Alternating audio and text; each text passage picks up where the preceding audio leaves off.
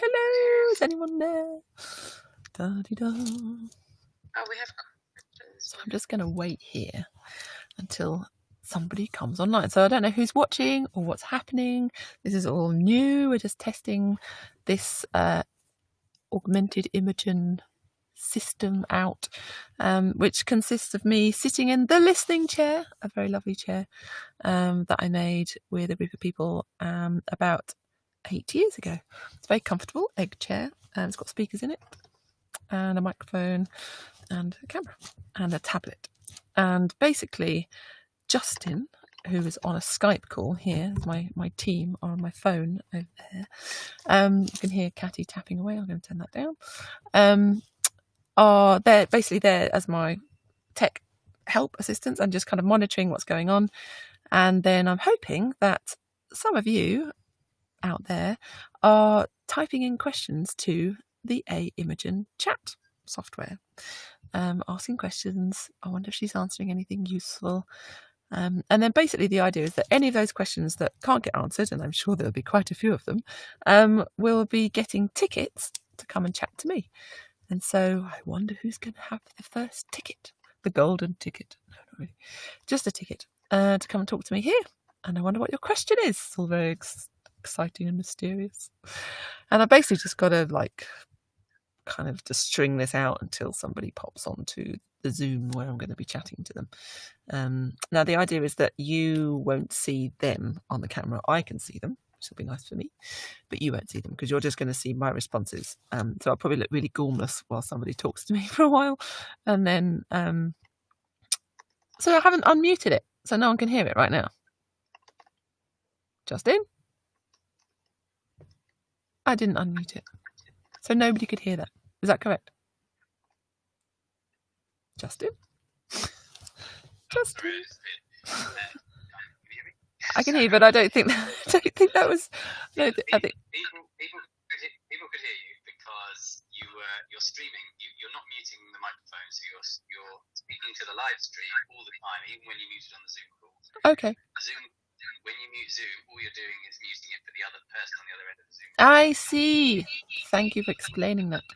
Okay, so there we go. So Justin, so we're gonna get a lot of feedback though. So I'm gonna unmute that now until I chat to someone. Okay, I get it now. I get it. So we've got 3 different things on my screen right now. We've got the listening chair app, which has been built by Justin. We've got a Zoom call, which is how I'm going to chat to hopefully one of you. And then we've got Restream, which is a software that you can basically restream to your social channels. And you will see the Restream, which was not including the Zoom call. But we discovered something yesterday, or Alexia did, called OBS? OBS, which looks really good, like an open source software that's a bit like Restream, but with lots more functionality. So maybe we'll use that next time. Sorry, Justin, that might mean he has to sort new things out. Right, waiting here for a chat, waiting here to somebody. Oh, I've got one. Okay, number 88. Okay, let's see who this is. The first chat in the listening chair.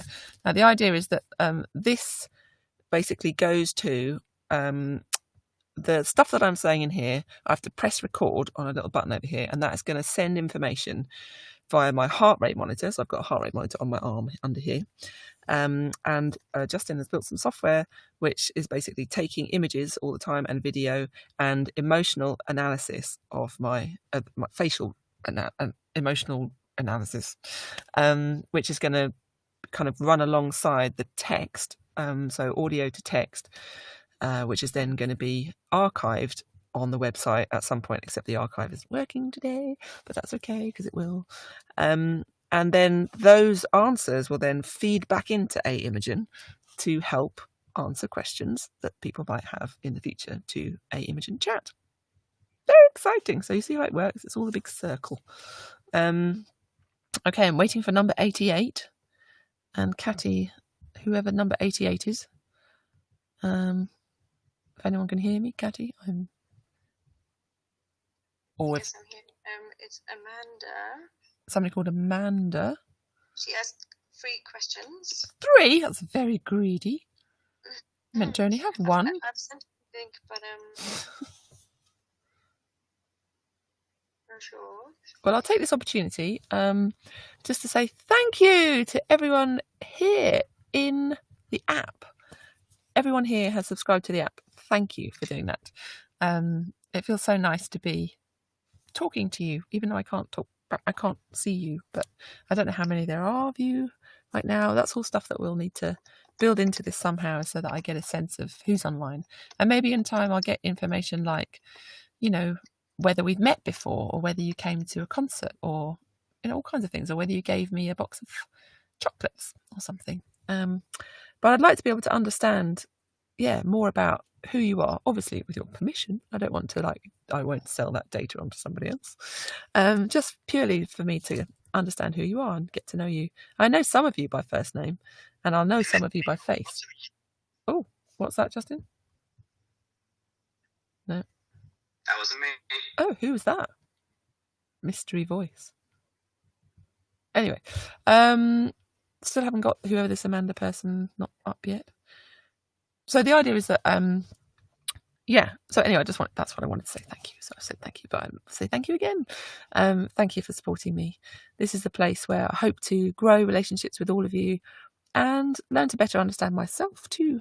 Maybe we'll get into some tricky questions. And then that kind of decision about, do I want my answer to train my AI?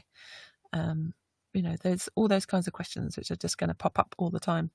And to try to really, how do we feel about AI? How do we feel about creating an extension of ourself, and that in time, in the future, not so distant future, who knows how long, what we'll accomplish in here all this during this time, whether we feel comfortable that Imogen can respond on my behalf, and what kind of topics will she tackle. And as long as I've authored it, I suppose it's okay. But obviously she's going to get all kinds of things wrong and out of context, and that could get me in all kinds of trouble. And in time I want to extend that into musical composition, collaboration with the AI. But just now we're just starting here with you, and it's quite expensive to do this chatting. Okay, because we're using IBM software. Around how many users can use this chat bot. I don't like calling it a chat bot, but basically it is. Okay, right, ticket 90. Okay, I don't know what happens at 88, but let's go with number 90. Okay, who is number 90? Do we know the name of this person?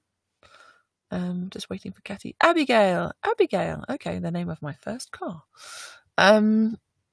Because she broke down in Abigaili in Wales. Okay, I'm going to unmute, and I'm going to look forward to talking to Abigail. I wonder if Abigail also has 3 questions. So we're just waiting for Catty to bring them in. And hopefully this won't be so slow in the future. We'll need to have all kinds of remote ways of doing this, because at the moment we've got Alexi's in here, Jason's just been fixing the chair. We've got Justin and Catty online. Catty's in Germany. Justin is in Ebbsfleet, I believe. And at the moment I need 5 people to make this work.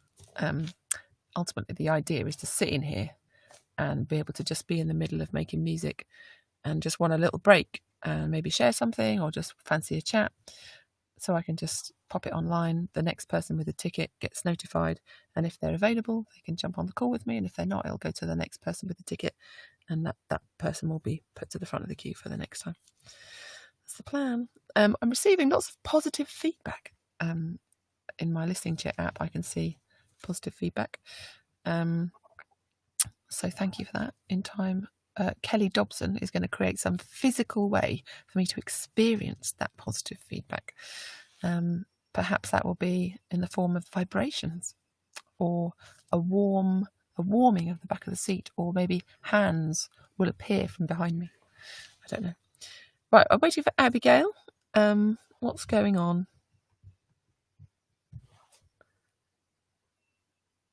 Catty. We're just investigating some audio issues at the moment. There's some echo coming from somewhere. Well, I've unmuted. They're not getting into the Zoom. Oh dear. This is all going wonderfully well. There's one more person we can try. Let's do it. Let's try this other person. Let's get a chat going. And over the years, you will see me turning into an old lady sitting in my chair, getting shorter and shorter, more wrinkly, more grey hair. Okay, number 91. What is this person's name? JB70. Is this person 49 by any chance? Or 50? Okay, I'm ready to accept JB's question. JB70. Come on, let's get someone in this Zoom. I really want to click record for my answer to send it to Imogen.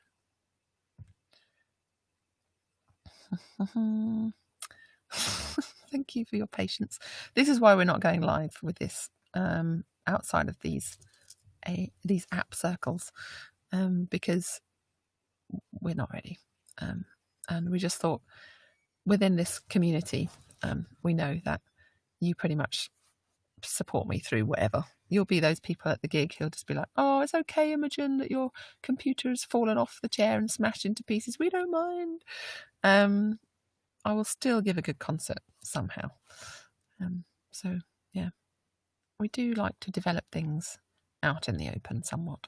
But that's because this is for you as well, you know. So any feedback you can get, like, it was really boring waiting for 45 minutes for Imogen to get to her first question, then you can put that in the feedback, and we will strive to do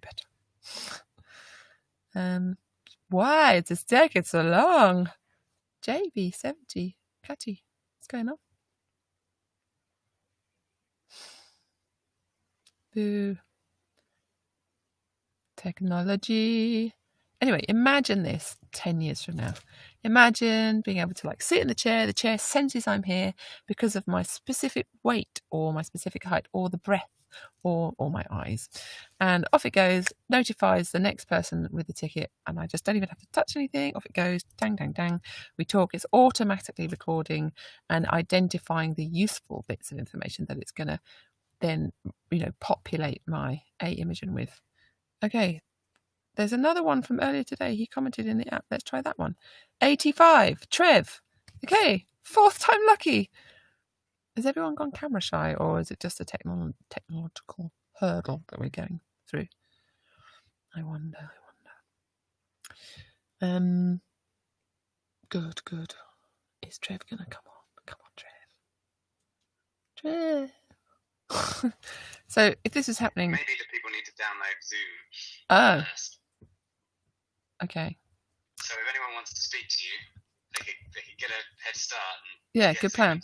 Okay, so if anyone has not yet downloaded Zoom or used Zoom to know how to do it, because you can do it in the web browser, then please make sure you've got Zoom, because that's how I'm chatting to people today.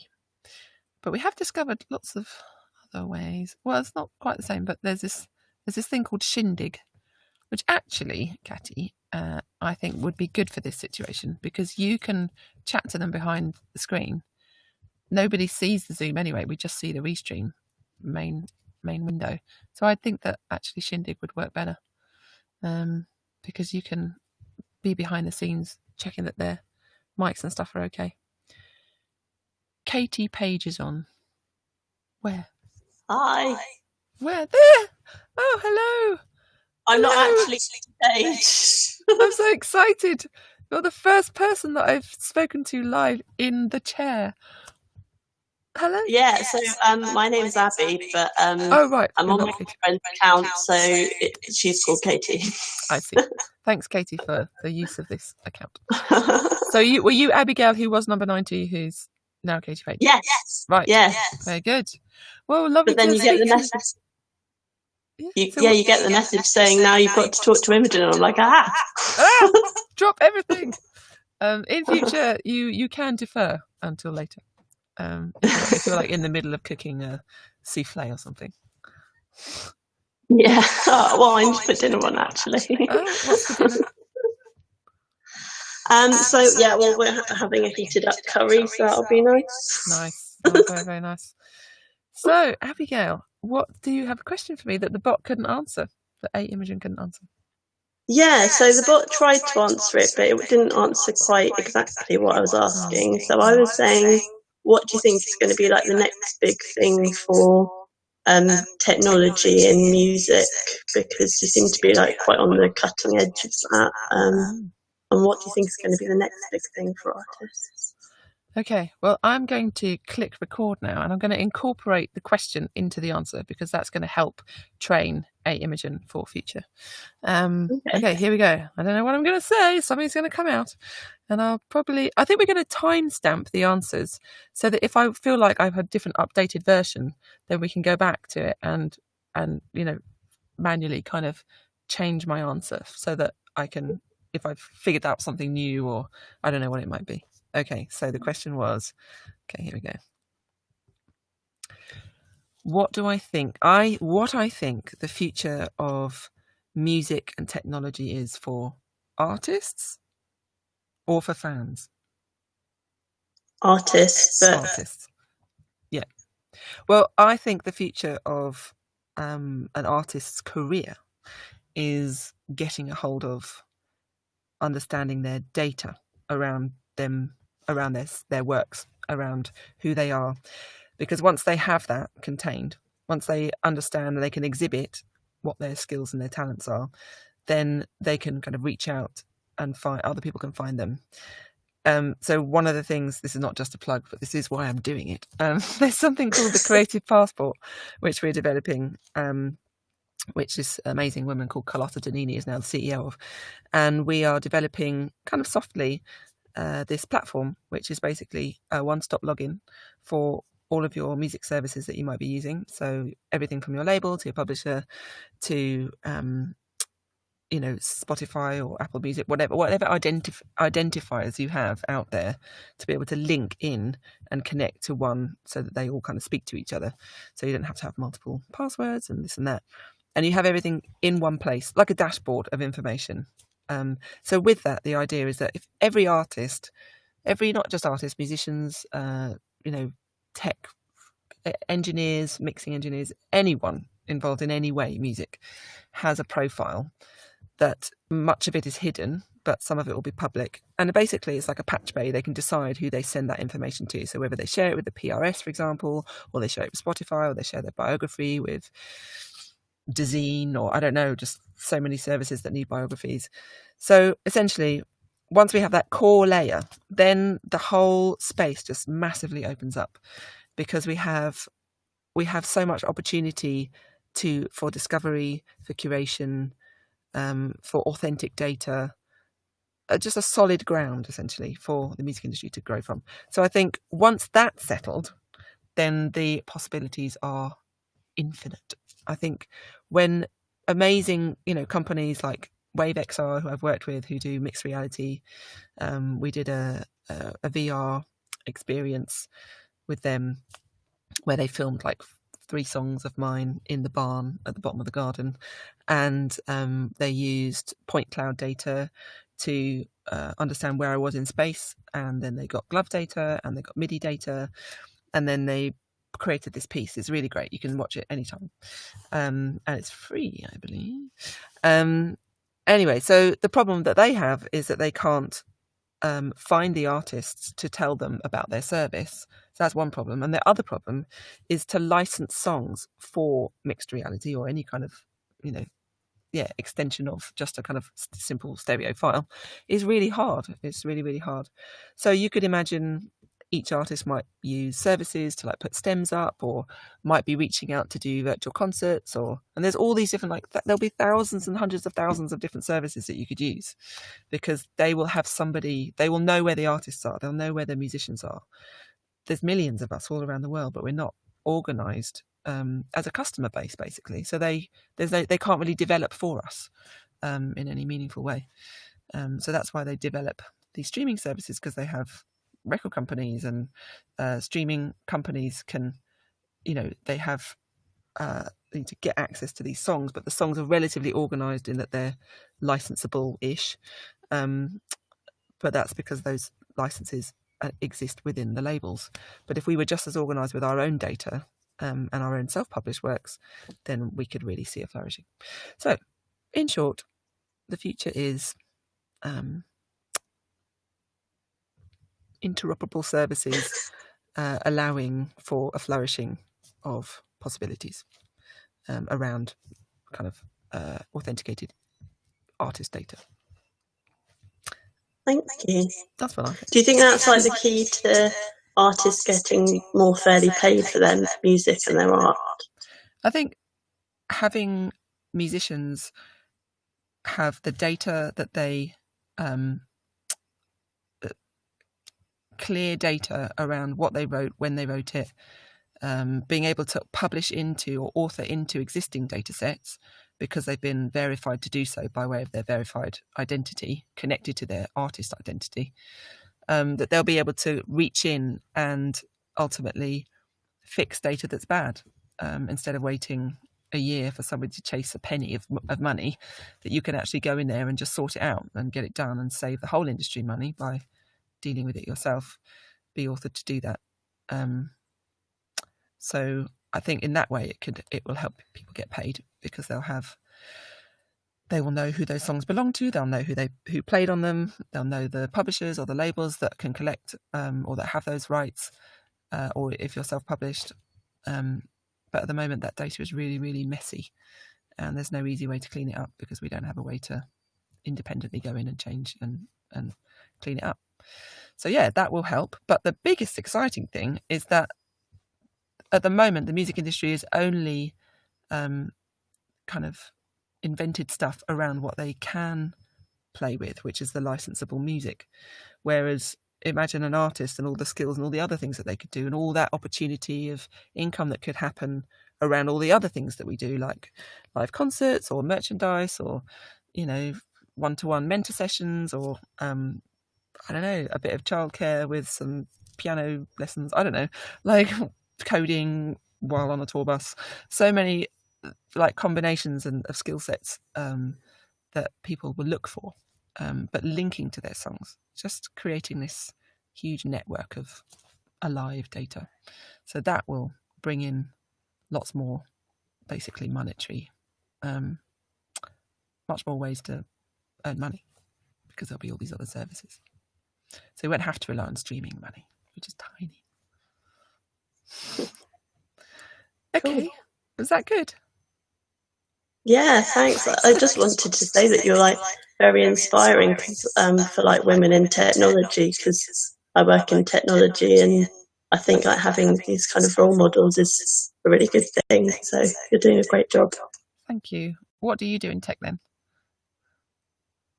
I'm a user experience designer. I do like website design and that kind of thing. Oh, perfect. Well, please send some feedback and keep going. We'd love to, you know, maybe who knows, maybe we'll get you involved in somewhere in the future and give you a job. I don't know what you're doing. But, that was kind of a fun thing early on, realising that, you know, why go elsewhere to find somebody who can do some artwork for you? Like, why go outside of, you know, your fan base already when you've got really great people who understand you, who know you, who like you, who would be happy to work with you, and, you know, work with. So quite a lot of my team have started out as fans, especially Alexis. Cool. But he's my everything. He's just here, you know, living here with me, like on the farm, and yeah. So you never know. But that's also part of the reason. Like, how do we then create for the Creative Passport? How do we create the similar thing for fans so that we can I can understand who my fans are, because there could be, you know, a network around there for jobs and finding things within our network, so that we can kind of create that community. Who knows what the possibilities could be? Early days. Well, thank you, Abigail. It's lovely to chat to you. I'm going to see if anyone else has managed to figure out how to talk to me. Let me see if good luck. I'm going to ask her. First of all, I'm just going to ask Catty. Catty, have we got anyone else? Because if not, you might as well just carry on talking to me. Yes, she says we have got someone else. Okay. Well, I'm gonna chat to somebody else now. But very nice to chat to you. Thank you, and thanks for supporting me here and being a part of this thing. Thank you. All right. Take care. Bye. Bye. Cool. That's so exciting. That was my first one. This is what I've wanted to do for so long, just to be able to sit in this chair in my studio, be able to chat live to people. And I know it's like takes, well, basically 4 or 5 people to kind of get this going right now, including all of the data, that's being sent on. And so, yeah, it feels nice. I feel a bit shiny, though. And a bit tired looking, but never mind. Right, ticket number 92, Jenny Bishop. Here we go. Hello. Can you hear me? Hello. Jenny. Hello. Which way are you going to be? Hello. Oh. Yeah. I'm trying to work out where my camera is. There it is. Hello. I like your polar bears behind you. They look very... I'm sat in my daughter's bedroom because it's the only quiet place in the house at the moment. Right. Presumably she's not in there. No, she's downstairs watching Disney. Is she? What's she watching? The Lion Guard. Have you heard of that? No. She's just discovered it. There's good music in it, and she likes bouncing on the sofa. Excellent. And singing the music. Okay, cool. Yes. So where are you in England? I take it. Are you in England? I'm in Penzance, in Cornwall. All the way down there. Yes. I came to see you at the Round House, and I sat next to you on the piano, at the piano. Oh, we right. had a little sing. You've been here in this house. You've been in the studio. No, not your Round House. Oh. Camden. Yeah. Oh, Camden? right. How come you sat next to me on a piano? Yes. Because you were singing the listening chair and you couldn't remember the words, and you invited me up to help you finish the song. On the stage? When you were doing the private concert. Oh. The VIP one. Oh, okay. Oh, right. I see. Yes. Oh, thank you. I remember now. It takes a while to jog my memory. I think I've got like the memory of a 90-year-old. Yeah, and you have an awful lot going on as well at the same time. So thank you for being kind. So, right. How old's your daughter? Sorry, I know we just want to get down to business quickly, but I want to know about your daughter. There's 4 of them, but my youngest one is 3. Yeah, so the other ones are much older, 18, 15, 12, and then 3. So there's a big gap. Wow, that's a big gap. Yeah. Oh, wow, you're brave. After you kind of just almost got them out the door. Not that you want to get them out the door. I know. When I met my partner, I did say, my partner that I've got flat with now, I did say to him, no more children, not having any more kids. He's like, and then we'll see. Yeah, we will. We've been together quite a while now, and I was like, well, go on then, all right. Go on. But she's lovely, so I wouldn't change it. It's much harder, and I'm shattered most of the time. But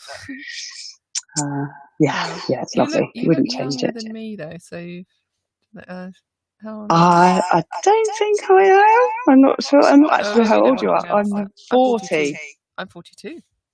Oh, you've had 4 kids. Wow. Oh my goodness. I've had one. Yeah, I did start young. No more. Oh, that's awesome question. No. It's just not simple. But yeah. So you have a question. Do you have a question? I've always wondered about your path in music production. I'm aware that you had some kind of study in London, but I'm not sure if that's your classical training. I just, I would love to know how you got so good at music production. Oh, very kind of you to say. Okay, I'm going to click record for my answer. So, okay. How I got into music production was really quite a lot of the time it's financial.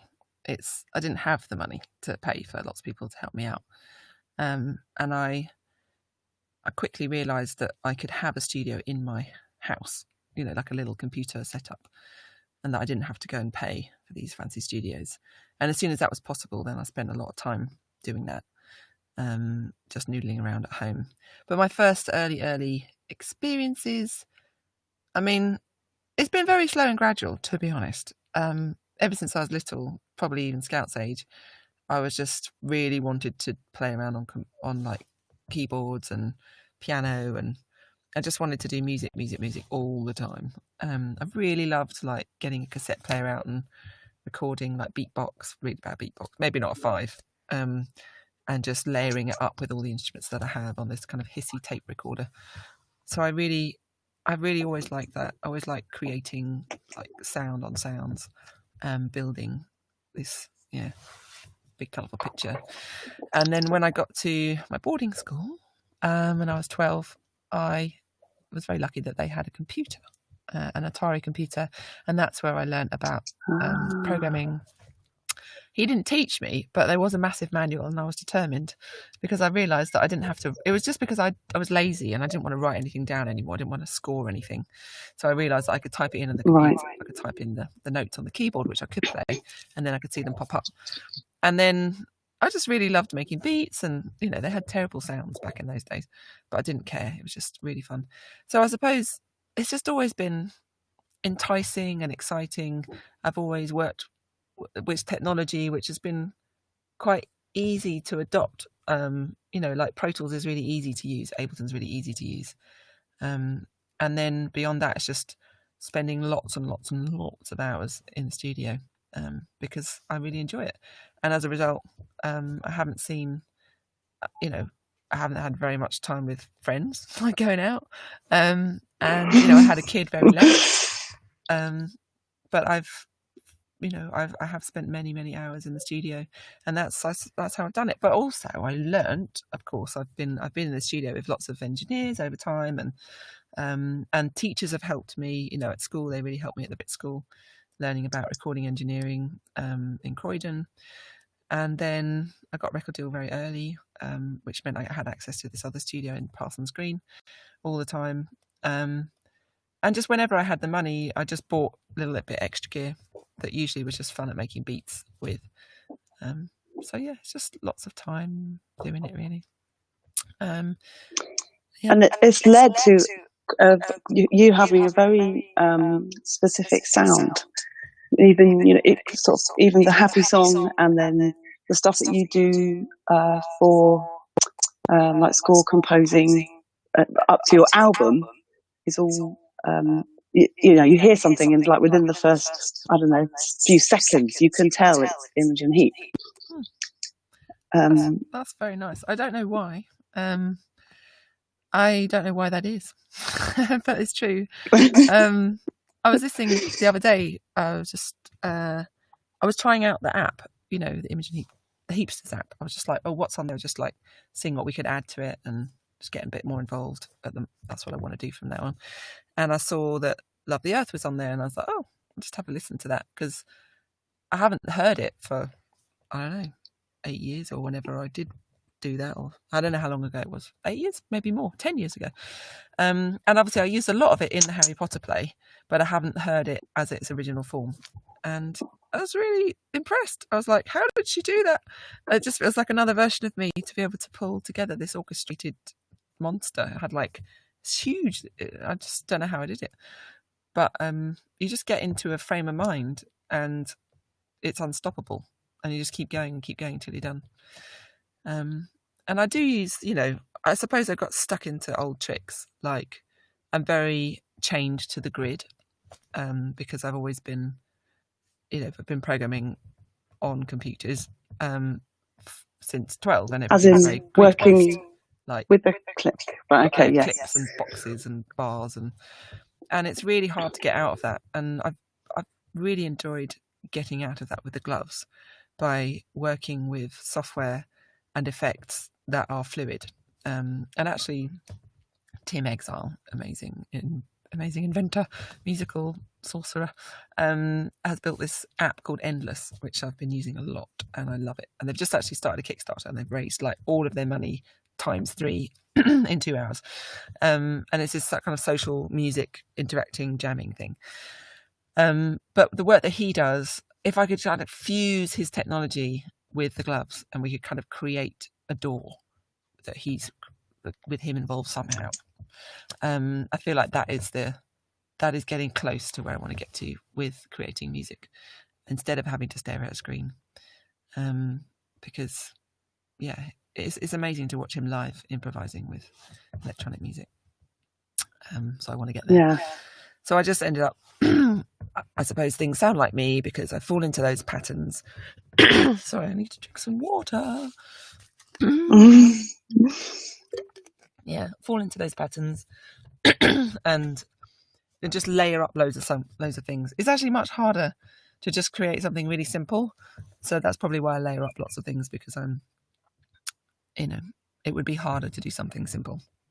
So maybe that's the signature. It's just I'm actually quite lazy. But then your songs translate so well in, you can have the real layered up complex version, but then you can also strip it back and have a beautiful solo piano version. So yeah, it's true.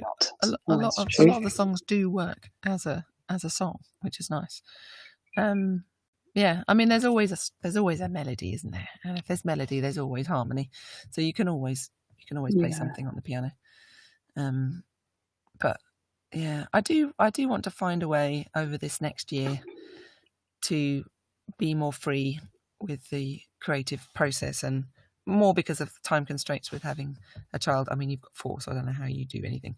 But with Scout, I just find it really hard to I can't get into those late nights, like 3 days in a row, just getting into a zone. I can't ignore her for 4 days. So I've got to find other ways to quickly get into that space and not be so precious, and just be more quick fire with it somehow. I've got to try and do that now somehow. Well done. I loved your Royal Albert Hall live stream thing. It was brilliant. Well done. Thank you. Yeah, I love doing that. Yeah, I mean, that involved a lot of work from Mike to tidy all that up and put all the videos in there. But it was really fun doing. Well done, Mike. Yeah, well done, Mike. Good. Cool. Well, it was lovely. Thank you very much.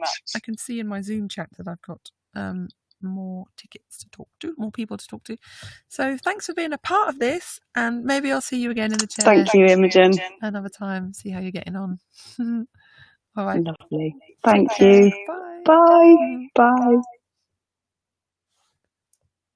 I think Caddy's going to take you out somehow. I don't know what's going to happen. Oh, there we go. Okay, she's gone. So, very nice. Yeah. I don't know how long I can sit in the chair, because actually it's quite losing my voice. Right. Should we go live or not outside of this environment? We've got 3 more tickets. I'm just wondering should we extend so that this is kind of publicly streaming now that we've got it working? Don't know. I feel like I want to maybe do that. I'll leave it up to you, Catty, to decide if you'd like to, and if you do, just go ahead and post it out there, stream it beyond this link. Okay, we have number 93 who is on the line. So let's see who this is and what the question is. Now, I know that I'm not being very concise in my answers, and I do need to be more concise in my answers if Imogen is going to be redistributing this back into the chat window in time. Imogen. So I've got to try and be less chatty and more succinct. I'm not very good at being succinct.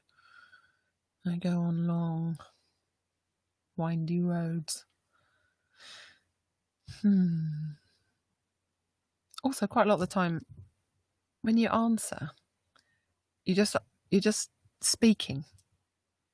Somebody asks me a question, and I don't know the answer, but stuff comes out of my mouth. That's what we do all the time, right? We just talk. And we're not conscious of what we're actually saying a lot of the time because of the delay of our brains. So it's, feels, I don't know how people do that kind of like quick, succinct answers. Have they got them ready to go? Do they practice them? I don't know.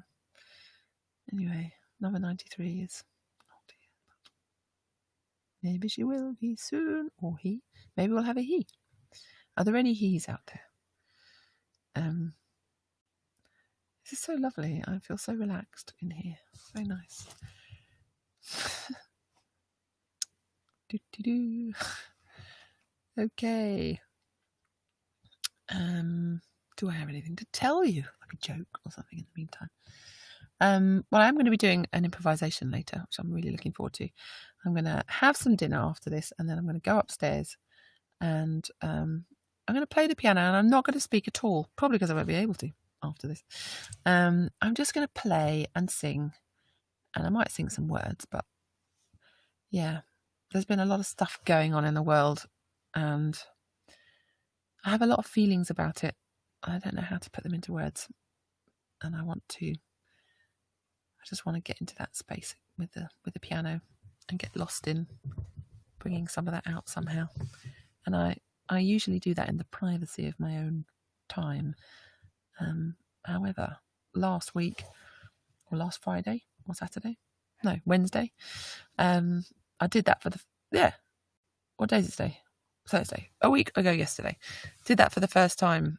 Just streamed an improvisation with vocals and gloves. And I just loved it so much. I loved it. It's just amazing.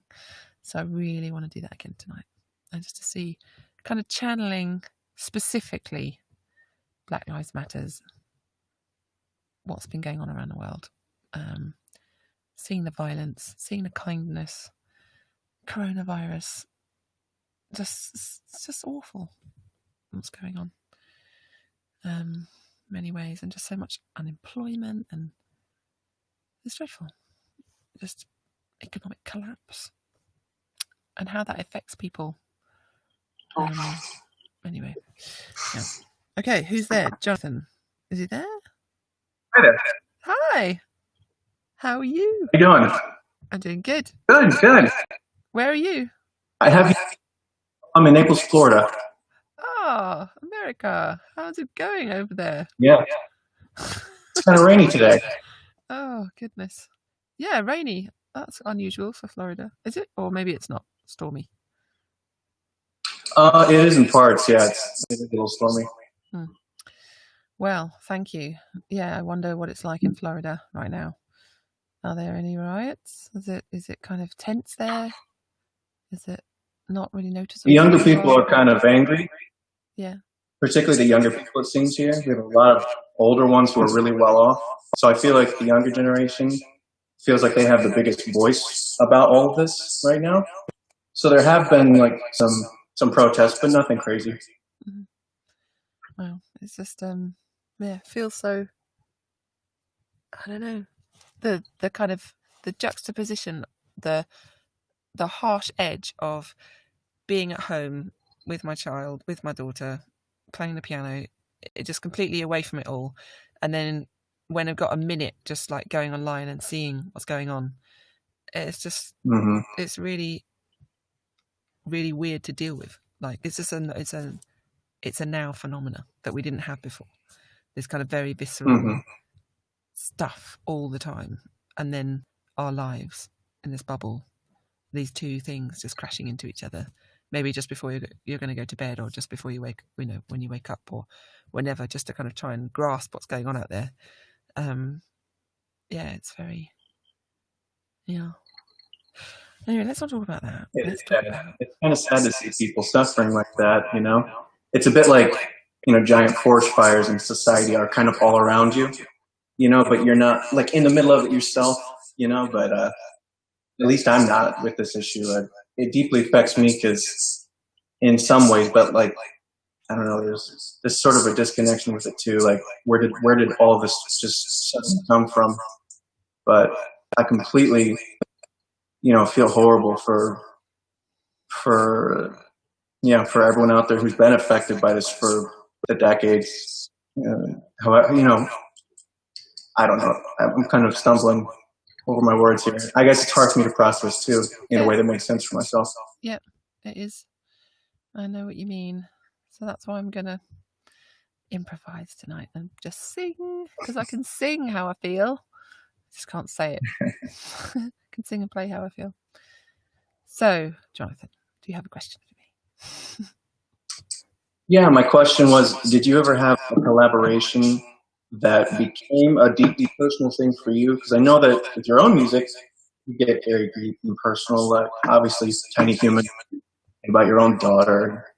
Earth from Ellipse was a wonderful, real song. Did you ever have a collaboration that kind of reached that level of deeply personal meaningfulness for you? Let me think about that. So usually when I collaborate with somebody, most of the time it's for their record. So I'm not really writing for myself. The only person that I've really done that with is Guy, for Frou Frou, and every single song, apart from the ones that I didn't write because he wrote them, but I find my own meaning in them. But there's definitely, like Let Go and Shh and Flicks, very, very personal song. Trying to think what other ones are on that record. I think Flicks for me is the one that I, there's lots of lines in there that are very dear to me about things that have gone on in my life. It's about, like Flicks, like a movie, things going on in your life that kind of create markers and build on who you are. Those points which were life turning or life changing. And so that song was nice to kind of put them down in a song and have them there up until that point in my life. The next time I did that was Lifeline, which pulled me up to those points in my life until then. And then the listening chair has kind of ended up being a larger version of that, where all of the moments in my life that are pivotal end up being solidified into this song, this never-ending song, the one that I'm sitting in the chair right now, where a lot of the ideas came from. And I have to do the next minute of that song. So that was a huge collaboration. What are we talking about? That was a ginormous collaboration with like hundreds of fans or people who just sat in the chair and wanted to talk about, what song that they felt needed to be written. So that was a huge collaboration. Yeah, it wasn't like they were in the studio with me, but it was still a collaboration. So maybe that one, because it never ends. It only ends when I die. And every 7 years I have to really look at myself and look at what's happened and try and grow from that. I remember I just read an interview actually the other day, because I was trying to find information about the listening chair, and I saw this quote from me when I was 35, and it said, and who knows what the next 7 years will involve, hopefully kids. And I was like, kids, plural. Only got one. She's wonderful. Don't really want any, can't really have any more, a bit difficult. So yeah, the listening chair, I suppose that is the best and biggest collaboration, the one that actually I realised I wanted kids, and then I promptly had a child with the person who was doing the lighting for the listening chair. So there we go. Thank you very much. Okay, my pleasure. All right. Well, I will love you and leave you.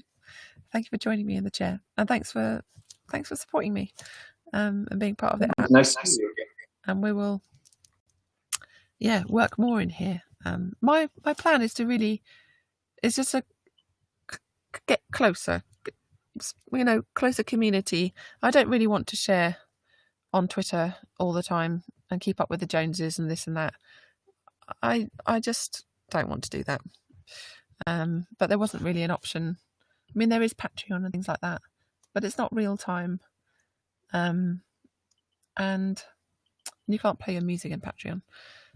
So I'm just kind of having to create this ecosystem here and grow on this with you guys, and hopefully develop this further, Imogen, so that I don't miss out with stuff on social media. That it will essentially, stuff will be funneled from Twitter and YouTube and all that stuff, all the interactions to come into Imogen, so that I can actually kind of come into the conversation without spending a lot of time or hiring people to spend a lot of time keeping an eye on it all, because a lot of that is kind of automated in a way, but humans are doing it. So trying to find ways to kind of manage the crazy 24/7 lifestyle of my extended social media self and all the interactions of people all around the world, and try to make that manageable at the human scale. That's what this is about. But it might not happen. I know. I think we all feel that way. 5 years. We're all kind of divided between these augmented versions of ourselves, and it keeps us from being present, even though it's about, you know, socializing and connecting and communicating, and really, you know, getting our thoughts manifested with other people. But it just seems to have that kind of double-edged sword characteristic about it, doesn't it? You know, I'm sure for you it's even so much harder. So if you find out a way to be present, you know, to be present and at the same time be connected with the world, kind of in a one space, that'd be awesome. Yeah, and that's why we're doing all of this open source, so that we do develop this, and hopefully other people could also benefit from the kinds of tools that we build. So it is all going to be open, and unless it like costs ridiculous amount of money, then we might have to reconsider that.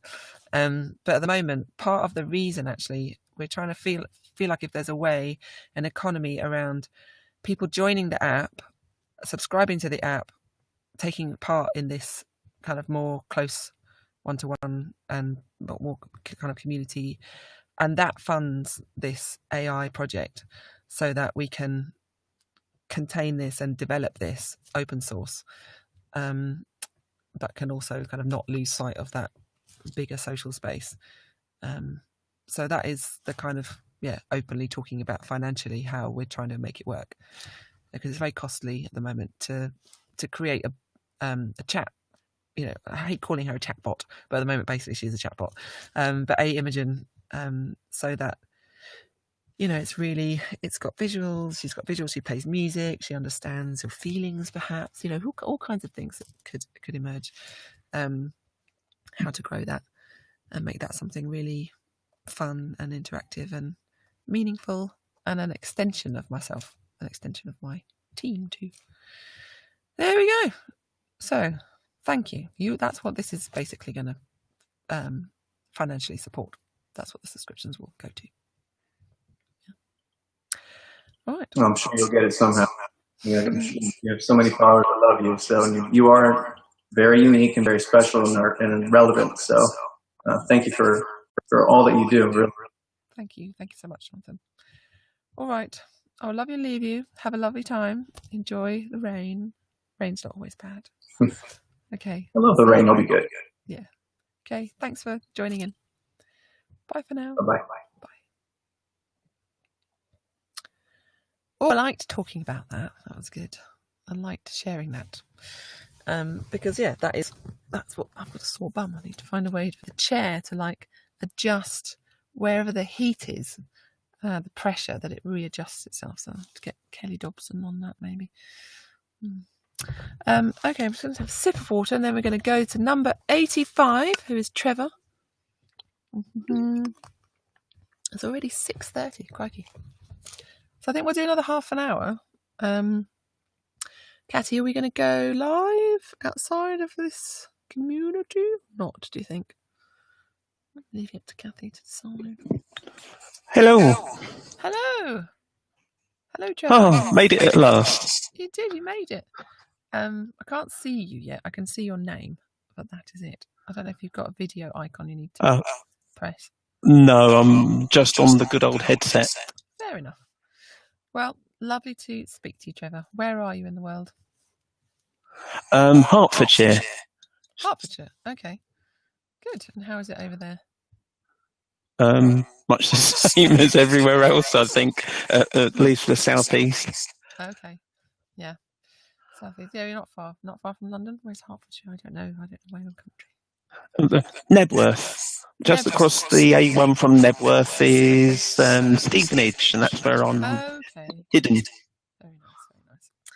Well, thank you for joining us in the chair.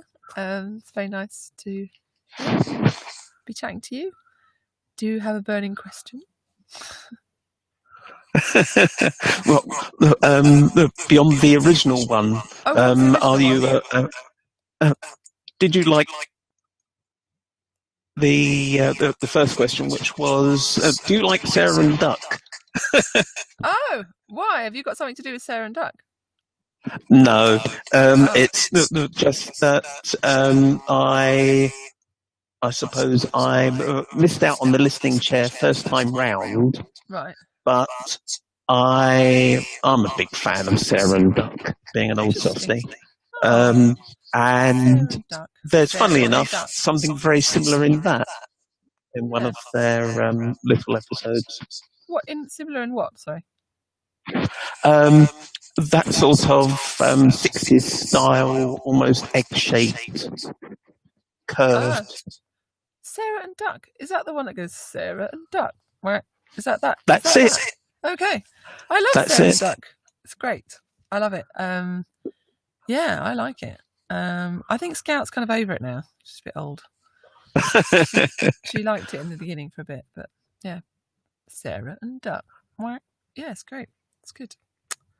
Interesting question. So I'm not surprised that I'm not surprised that Imogen didn't answer that one, because I've never ever been asked that before. But I'm going to record my answer. So wait a minute. Do I like Sarah and Duck? Yes. There. That's easy. I'm just going to unrecord that. Saved. There. So saved. So hopefully now, I mean, we quite manually have to go through and sieve all of this through, and then kind of create chunks of data that's then going to be put into the knowledge store of Imogen, so that when questions pop up again, hopefully it can dynamically answer them. Yeah. Do you have another question? I'm afraid so. That the first one was to beat the AI. The first time I ever heard anything that you did was when you were on a BBC TV programme, Dara O'Brien's Science Club, and you had the gloves with you. And it looks like the gloves leapt an absolute quantum leap in technology between then and what you have now. Yeah.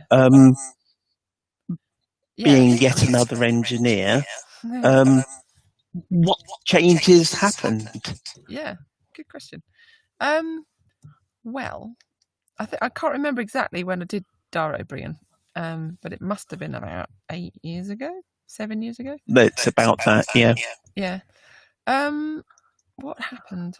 Well, I think one of the biggest things, I think I still had our kind of like strapped together Velcroed thing with 3D printed white things on my hand. Is that what I had? Can't really remember. I think so, yes. And then like a backpack on my back. Was I wearing a bolero? Yes. Yeah. So at that time, we had a device on my back that was sending information from the gloves. So they were wired, I think. They were wired to my back. And then that device was then wirelessly sending information to the computer. So we didn't have it on board the actual glove itself. So we still need to be wired to a connecting unit. So the big change that happened was Seb Madwick, who's our core physical sensor development person, Sensor Seb, as we like to call him. He developed a board along with Tom Mitchell that would create Wi-Fi on board and would deal with a lot of the, I believe it doesn't send serial data, it sends OSC. So I think there's some processing done on the board. I don't exactly know, sorry. There was a point where I just stopped asking questions because I was just like, you're just doing great, so just carry on. In the beginning, I kind of knew exactly what was going on, and now I'm not really au fait with everything. But there are, like the rest of the team are for sure. They know how to build gloves themselves and what every single tiny component does and what every new version does and differently, and how to calibrate and all kinds of things. But essentially, the biggest leap was that we developed our own glove. We started to integrate everything so that you could just put on the glove and they were ready to go. So all of the sensors and all of the packets were being sent from the glove itself. And I suppose that was a big change. Not to have all of that extra gubbins, but to put it on the board itself. So yeah, I guess that was the biggest change, maybe. Yes. How's it gone down with the people you've sent pairs of gloves out to? I remember you said that you had like an initial run of people that you'd sent pairs out to. Yeah, we've been very surprised, pleasantly surprised by how little problems people have been having. You know, we kind of expected the worst and expected a percentage of things to kind of come back, but it's been amazing. We've had really happy customers, people using them in all kinds of magnificent ways and touring live with them. Well, not now, but doing live shows with them. I think we thought maybe during this period it might be quite a good time, you know, to be able to sell more pairs of gloves, but not, because we couldn't have manufactured them. So yeah, anyway, the response has been really great. The key to all of this is the software, is Glover, really. The magic is in that software. It's incredible how it's been developed over the years, from this like extremely messy, crazy, intense max patch, which you just like had to have a brain that was only focused on the max patch for like to do anything. I can't even look at the max patch and remember 90% of what I was doing with Me the Machine, which is what we developed it with. It was basically have everything you could possibly want on one page, and then, you know, kind of put numbers in and MIDI messages and about what you want things to do.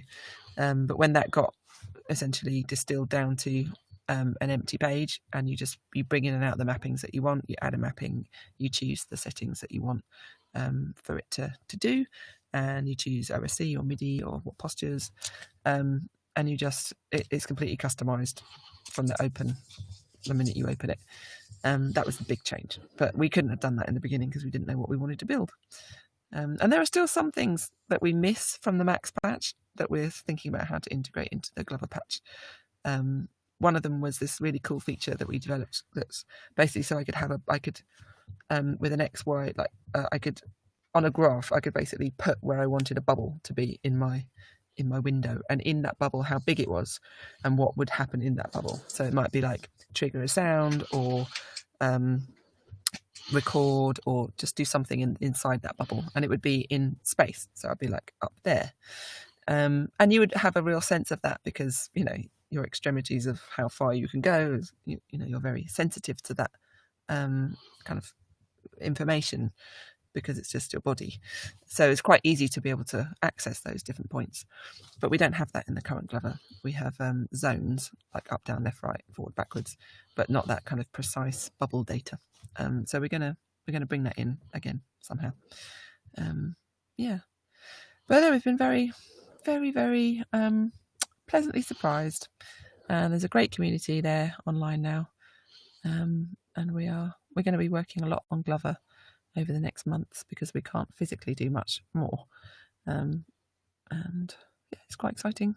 I think, yeah, by the end of the year, there's going to be some pretty awesome things with Glover that hopefully we can, you know, launch out to those who just don't have gloves, because it's just a really cool software that you can put any inputs to any outputs, or any gestural inputs to any outputs.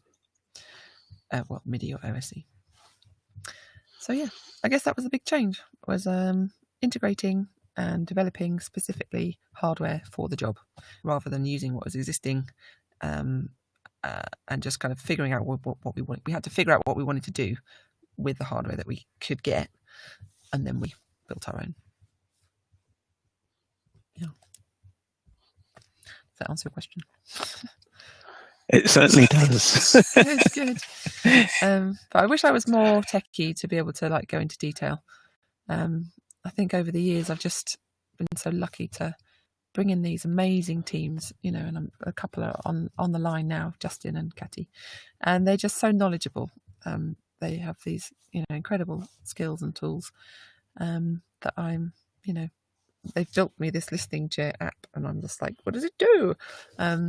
But that's a lovely position to be in, because ultimately, I want to get into making music, and I love being able to develop and create technology with people. But I took a decision about 7 years ago, really, to just not learn coding and not go into those details. Also because I'm at a financial position to be able to take people on. Like I'm lucky that I can do that. If I didn't have the money, I probably would have had to spend, you know, a long time learning how to code and and trying to. I just wouldn't have done it. So a lot of it is, financially I'm able to do that because of Jason Derulo and Taylor Swift and those kinds of things. So there we go. Very good. Yes. The glue logic that holds it all together. That's the one. That's it. All right. Well, do you have any other questions for me? Or are we good? That's it. Share the wealth. Well, Trevor, thanks for joining in. Really appreciate it, and I hope to, check. I'm sure we'll be in touch. I want to, I've been saying live on the stream just to grow this space and to be more in the community, kind of get that feeling back that I had 15 years ago when I was making Speak for Yourself, and had this little message board where I was really interacting day to day on the creation of the album. And I just, got enticed by these external bigger services, but ultimately felt like I've lost that connection now. So I feel like I'm growing it back here, but we have to develop the software to be able to do it. So there we go. Thanks for hanging by. I'm sure we're all muffled. Is that? Thank you. I'm sure we're all giving sort of quiet cheers for that. Oh, I'm sure we'll all be around for you. Thank you. And I'll be here for you. And I'm going to make some really good music and do lots of nice improvising. Excellent. Okay. All right. Well, have a lovely evening, and catch up with you another time. Yeah. Speak to you again. Okay. Bye, Trevor. Bye. Right. So it says we've got 5 more tickets. So we need to take a little break because we need to add the subscribe banner to the live stream. Okay. And Kathy's also saying we should stick to 5 minutes and 1 question per person. Otherwise, others don't get a chance. She's right. It's just so hard because I just like chatting. But maybe we can try that. Okay, 5 more questions. So 5 more questions in 20 minutes because I've got to go eat some food and then I get prepared for this live stream. So let's just do a little, maybe half an hour, and we'll do a live stream for half an hour and we'll try and get through 5 questions. If we do that, then we can have 10 minutes for each question. Okay. So what do we need to do? We need to go offline and then come back online. I'm going to take over. Justin's going to take over. And shout out to Trevor from Stevenage because that's right near where I grew up. Oh, did you hear that, Trevor? Shout out from Justin because that's where he grew up. Oh, kind of, tech guru for all things listening chair. And actually, so you'll be doing that, but we will still be streaming, will we, or not? Shall we? We can stop it for a moment, or we can try and just try and carry on. Try and carry on. Go on. Justin was actually involved in the original life of the listening chair. He came in and programmed the tablet and developed the kind of experience for fans of how they were going to. I think you developed the grid, right? Did you? Was that you? Developed the grid of the video wall of fans. No. Sorry. That was the web team. Oh, okay. So what did you do? No, you're like the interactions, like the hardware software interface thing. Yeah, and we love him so much that we invited him back. And who knows? He might just have to carry on for many years, but we haven't discussed that yet. We shall see. I think this project is going to go on quite a long time. The whole of my life. Much like the actual listening chair. That's the thing. That is it. So the song will be finished, but maybe my AI will still be growing. Hello, Lexi. Thank you very much. Lexi has bought me a physical cup of water.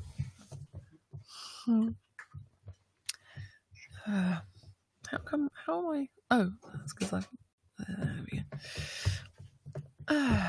It's very cozy in here. Dum-de-dum. I should basically just do all my chats in here. Just all my calls, people. Lighting's quite nice. Yeah, it would be nice to have a live like chat window though as well, just to see people chatting. Maybe we need to build that into the app. Basically a live message board where people can just live chat. Oh, show. No. Can we see that? Oh, I don't know what you're doing. Somebody's taking over the listening chair. He's going to add something. The chat is ready to display messages. Click on the message to show it to the screen. Okay. Basically, Justin is now adding a banner, I believe, that explains what the hell this is. Because basically, we're just going to suddenly pop up onto Instagram and YouTube and Periscope and all those other Facebook, and people will be like, "What is this?" And so we're going to try and explain in a little caption to explain what it is. Subscribe to Imogen. Okay.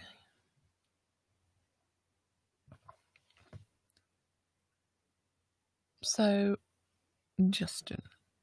So, what's it actually going to say? Just subscribe to ImogenHeap.app.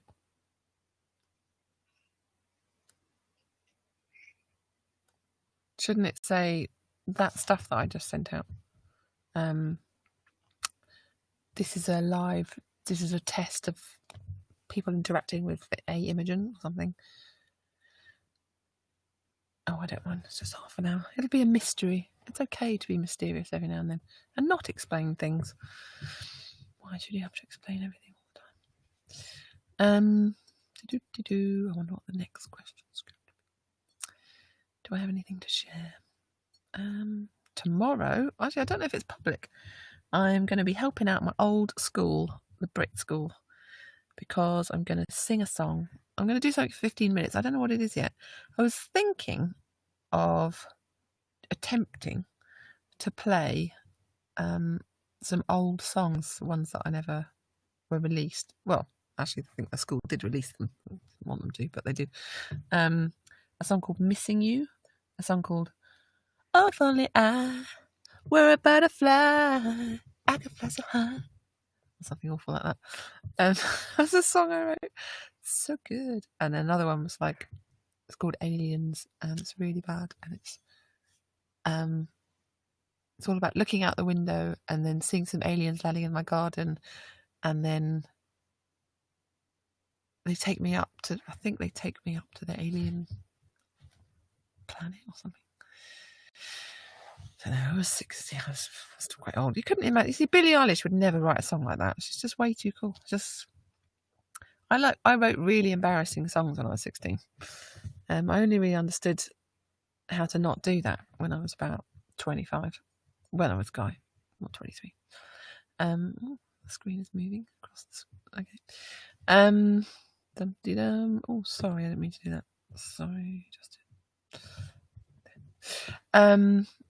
Yeah, so I might sing that tomorrow.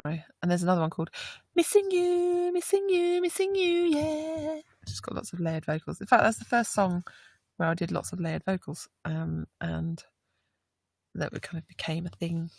Maybe just because the teacher that I was working with at the time, who I really fancied, liked it. And maybe that made such an impression on me that I ended up keeping that as one of my key things, just layering lots of vocal harmonies. It's funny what love or lust can do to one's brain development. Okay, what's going on? Do you want something else? No,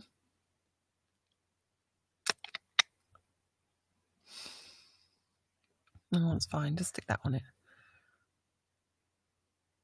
You can stick that on it. Okay, are we going live? Let me know we're live, and I will put on my live to everyone else face. I might have to do a little description, mightn't I? Thank you to everyone inside the app, the subscribers. You are making this possible. I want to, essentially what I explained to Jonathan is that if we have subscribers here and we have more income, basically, we can fund the project to develop it further, which means I can talk to you more easily, and we can. Oh, we're now live.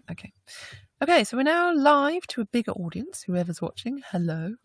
I'm in the listening chair. This is a physical chair that is in my studio, and I'm taking questions from people who have been interacting with Imogen, augmented Imogen. This is the beginnings of my AI self, very, very early days.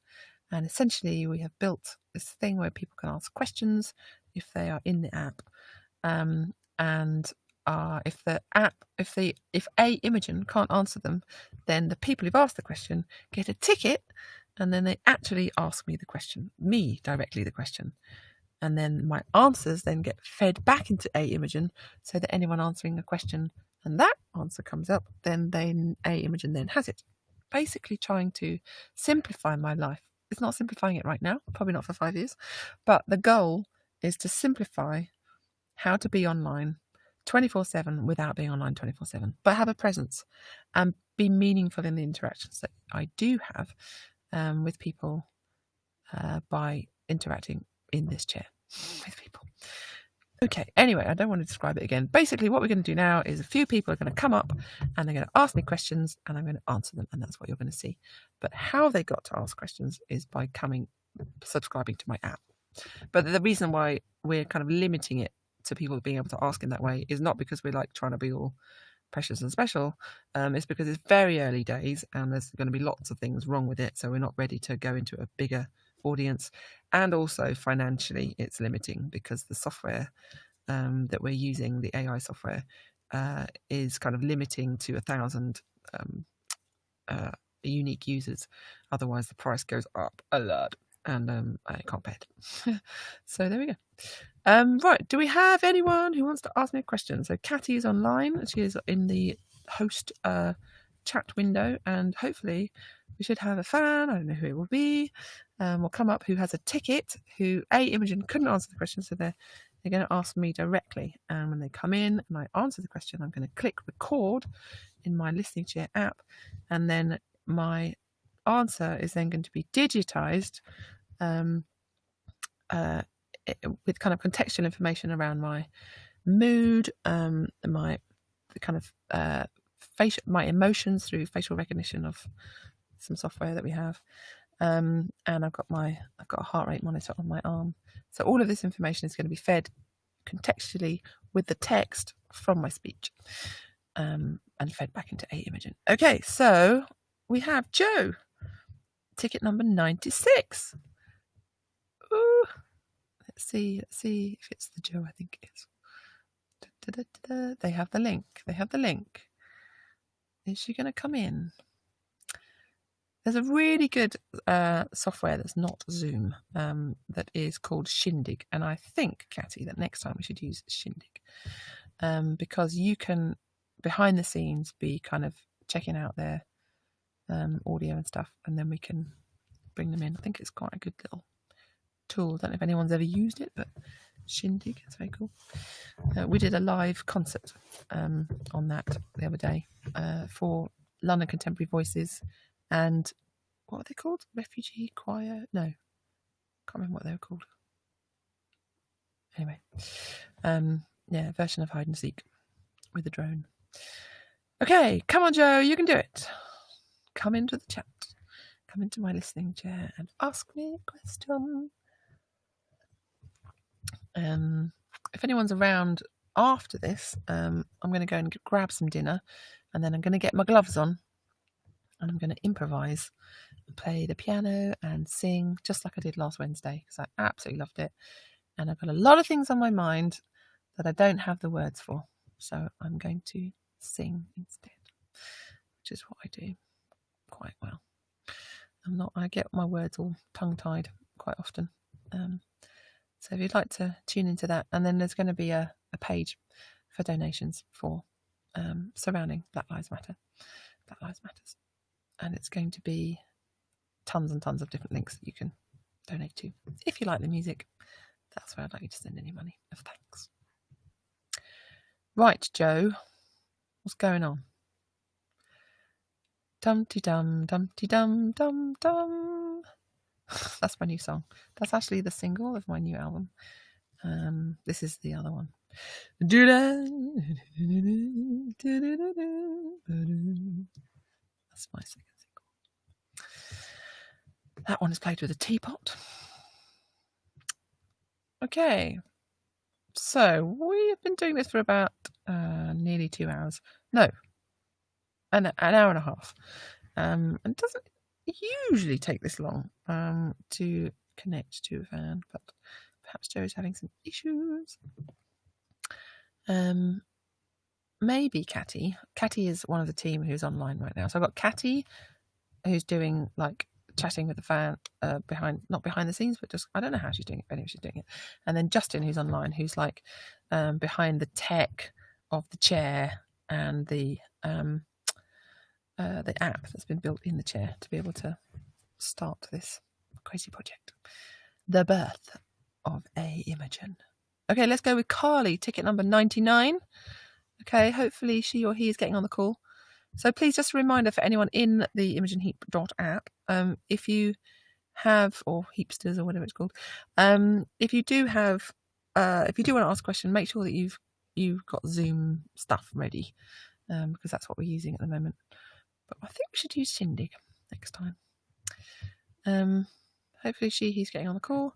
Okay, maybe we shouldn't have gone live to everyone because we're just basically waiting around. Maybe we should go offline. This is what happens. So we're developing, for anyone who's just come in, this is in development. This is the first day of Imogen, the project to try and bring to life augmented Imogen, whereby I can have a kind of digital companion to help me streamline. Okay, Josephine is getting on the call. She's in. Okay, where is she? Please.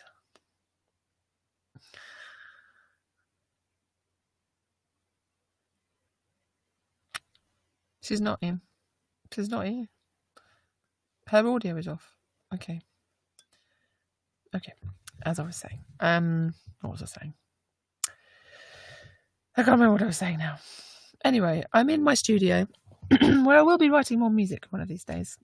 All of my team, everyone, is going to be on furlough as of Wednesday, so I will be on my own in the world.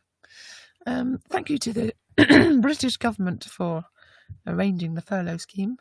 It is in part working for myself. Not really working out for those who have, Hi, can you hear me? Yes, I can. Hello. Can you hear me? Yeah. Hi. Sorry about that. That's okay. I didn't have Zoom, so I had to try and quickly download it, and it was crazy. I've got 3 screaming children in the background. So. Oh my goodness. Are they all yours? No, not mine. I'm an au pair, so I look after 3 Italian children. Oh, lovely. Do you speak Italian? Yes. Do you? No. Oh. But I try. A little bit. Yes. Yes. Very good. So. Hi, how are you? Hi, very good, very good. Don't you live somewhere in Hackney? I did, and then Brexit happened, and with the passports and everything, we had to move. So I now live in Italy with my beautiful fiancé, Bogdan. Oh. That you also maybe perhaps met at the concert. There we go. Oh, cool. Well, it's lovely to see you face, Joe. Thanks for taking part. Thank you. As always, I know you're very active. Wonderful. So, do you have a question for me? I do. I was wondering about Flicks. It's my favourite song. And I was wondering if it has any particular meaning for you, if you wrote the lyrics or if Guy wrote the lyrics, where the inspiration came from. Yeah. So you weren't on earlier, were you? Because I talked about that. Interesting. No, I'm sorry. But that's okay. That's okay, because what's going to happen is the answer that I gave is then going to be put back into Imogen. So next time you ask that question, Imogen will have it, hopefully. But I'll just quickly fill you in on what I said. So basically, Flicks was the first song that I wrote with Guy for Frou Frou. That was the beginning of that album. And I was very annoyed and frustrated with my label at the time, and so was he. And so we kind of, in retaliation, we joined forces and started to develop songs for Frou Frou. So with that one, he had this loop, da da da da da da da da, and this melody just kind of flowed out of me. And it was, I don't know where the idea exactly came from, but sometimes you don't know, it just kind of comes out. And this idea of a string of moments in my life that were very important to me is what came out. I don't know if I was going through something. I probably was at the time, probably with a boyfriend that wasn't working out as usual. So I wrote this song, Lung of Love Leaves Me Breathless, like about falling in love. Tongue of Fool, Lap Me in Enmity. Just really having a terrible time with somebody in Croydon. That's what that's about when I was like 16. Okay. Four-walled secret lives among the Hessian, something very personal, which I probably will never talk to about.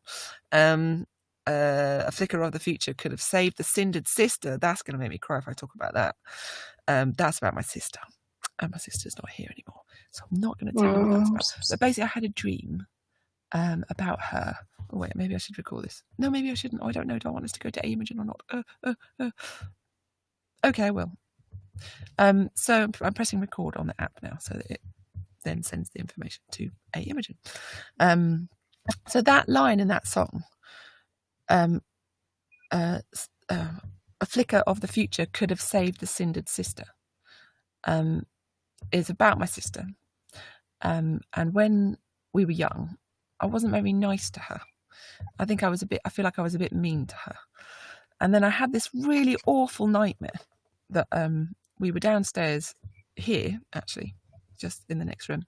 And we were playing some pinball, not a pinball, but like an arcade game. We didn't have an arcade game, but in the dream I had an arcade game near where the alarm is.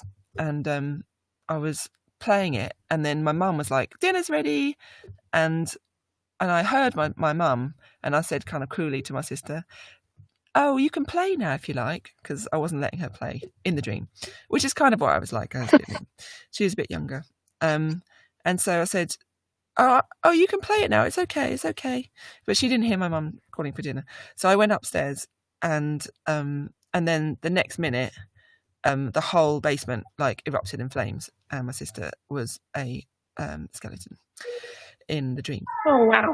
And so when I woke up, I was like, oh my God, my sister, I can't, it'd be so awful if she, I just, I have to be nice to her, because what if that happens, So that's what that was about. And when I dreamt that and I woke up, it just basically overnight or the next morning, I was just nicer to my sister. I think that's what happened anyway. It's so long ago now, but I definitely remember that dream. I remember being really mortified by it, and just thinking I need to change my ways because she's my only sister. Well, it's a nice memory to have incorporated in a song. Yeah. So Flicks is really about, like a movie, like a Flicks in the Flicks. It's about really important moments in my time that make up the movie of my life. That's what Flicks is about. Wow, that's beautiful. Thanks for the question. I'm going to click record off. Nice. Yeah, it was lovely to see your face, Jo. And thank you. Italy treats you well, and the family that you're with treat you well. And thank you. They're really lovely people. It's good. Good. How did you find We them? went to there was a website called Au Pair World, and you just make an account on there, and we described that we were wanting to au pair together, and we ended up finding magically two families that live next door to each other, and they both needed au pairs. So I worked for one family, and he was That's amazing. Yeah. Things work really well sometimes. It just magically happens. Yeah, happens all the time. Yeah. All right, Jo. Well, lots of love to you, and I'll catch you another time. Have fun. Thank you. Did you get my scrapbook? Oh, did I get? Yes, I did. Oh, yes, she's still there. Yes, I did. In fact, I was looking at it the other night. I still haven't read it. Sorry, but I know it's there, and it's actually next to my bed. So for anyone who, why would you know, Josephine made this like amazing scrapbook, very detailed messages and what songs mean to her and about your life and all kinds of things. But I haven't read it because it's so long. But it's like saying. But last night, it's very long. Scout was there and she was like, "What's this?" No, actually, I was like looking for something for her to read while I was drying her hair, because otherwise she just fidgets and I just cannot dry her hair. So I was looking for something. I was like, "Oh, what's that?" And then I looked and it was like, "Oh," so we were flicking through it. Yeah. last night. Aww, that's nice. You can trace your hand on the cover of it the opposite way. So it's meant to be my hand and then yours the opposite way. Oh, Next. thank you. Yes, that's the idea. Anyway. I love it. I love it. I'll do that when I get back. Okay. Yeah. All right. Take care, Josephine. Okay. Have a lovely day. Thank you. See you. You too. Love you. Bye. Bye. Bye. Oh, that was Josephine. Right. Okay, next person in the waiting room is Carly. Ticket number 99. Okay. I've received 248 positive feedback button presses. Thank you, everyone. Much appreciated. Yes, one day I think I'll sit in the chair. So when people send me love via social media, or they just say, I love you, Imogen, or I really love that song, or whatever it is, my friend Kelly Dobson is going to create a way, for me to feel that love when I sit back in the chair, which is pretty cool. So I don't know exactly what that will be. It could be warm sensations. Oh, hello. Hello, Carly. Hi. Hello. Hello. Hi, how are you? I'm very good. Where are you? I'm in Australia. I'm in Melbourne. It is Oh, my goodness. What time 4 is a.m. Ah! I'm sorry. Yeah. Goodness. No, Have you got I'm anything happy important to do tomorrow? No, I'm an actor. I'm out of work, so there's no schedule. Oh, goodness. What were you acting in most recently? Oh, Alice in Wonderland. Alice in Wonderland. Oh, very nice. Cool. Who were you? I was the Duchess. Nice. And Tweedledum. Right. So, do you have a question for me? I do. So you know where to find me is my favourite song of all time.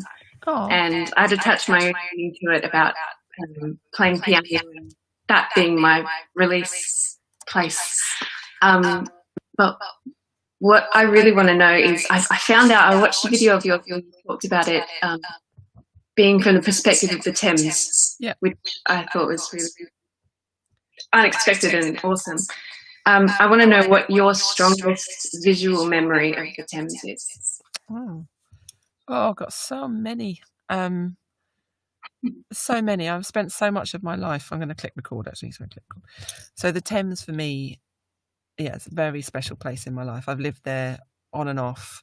You know, I lived in Waterloo next to where my sister then lived I think I lived there for 10 years. And before that, I spent a lot of time there with my mum and my family, just because we'd always used to go to the free things at Festival Hall and go up and down the South Bank. So I really, it holds a very dear place in my heart.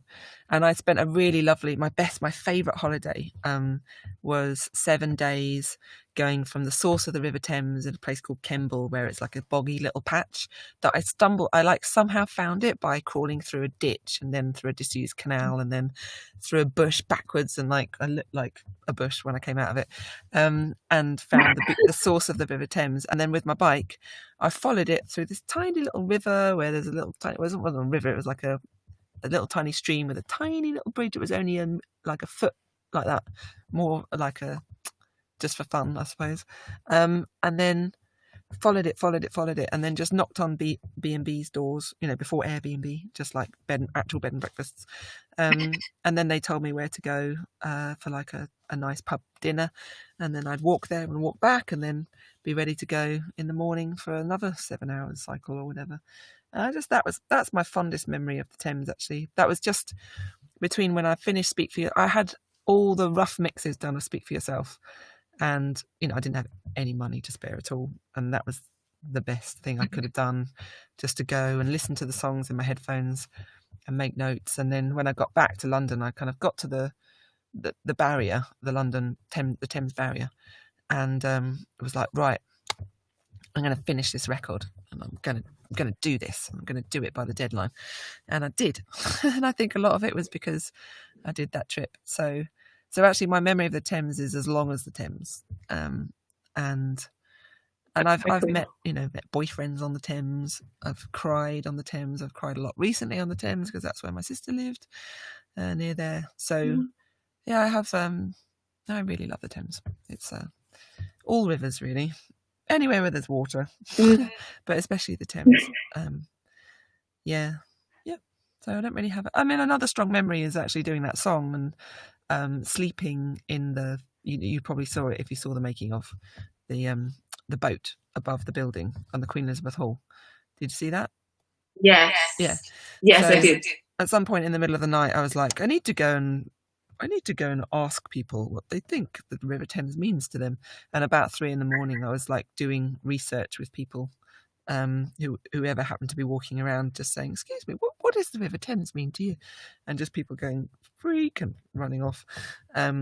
And then going onto the banks of the Thames, like going down the steps or the ladder, onto the actual sand of the Thames, and just finding things.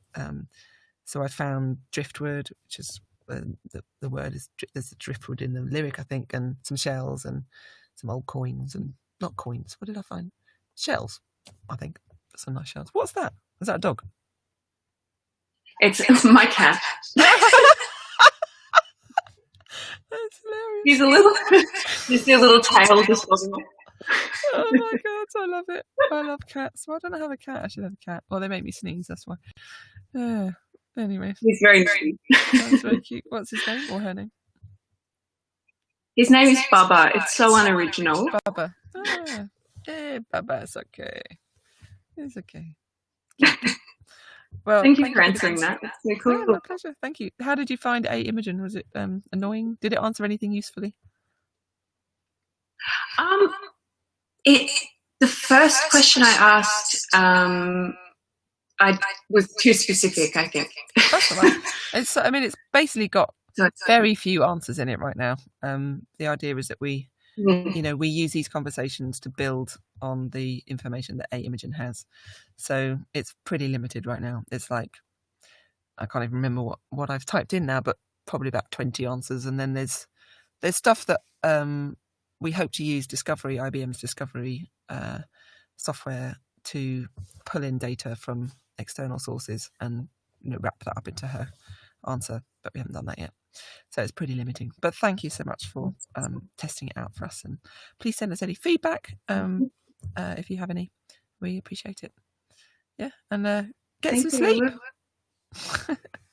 I will. Before I go, I want to say I bought this when I started acting.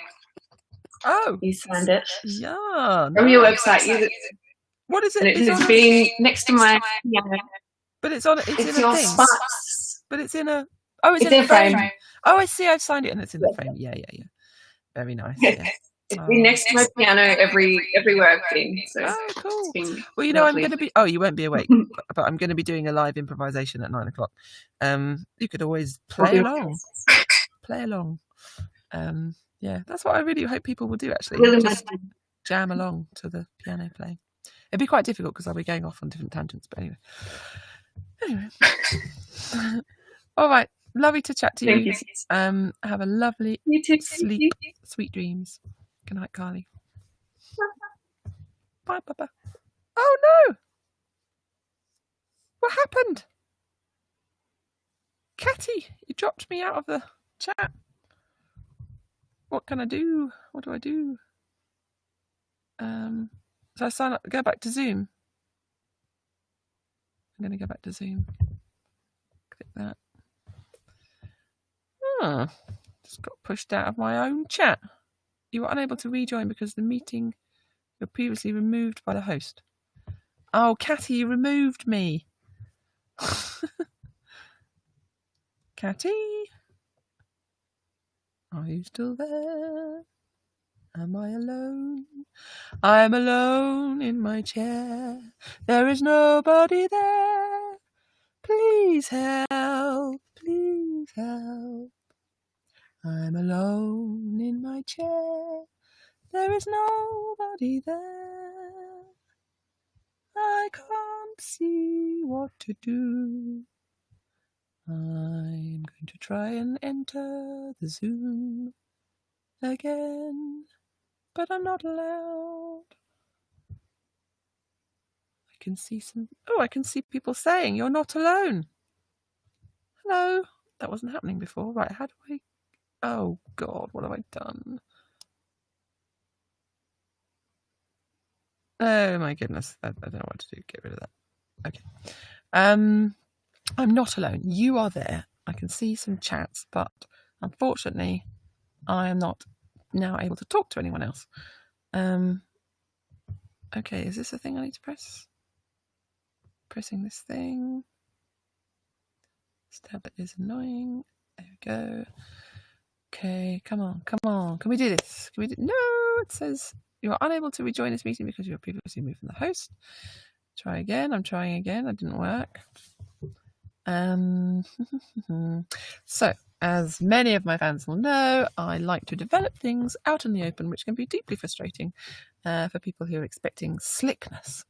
Slickness is not something that I do all the time. I am sometimes slick, but sometimes not slick. Sometimes more sticky. Catty, please, can you send me another link?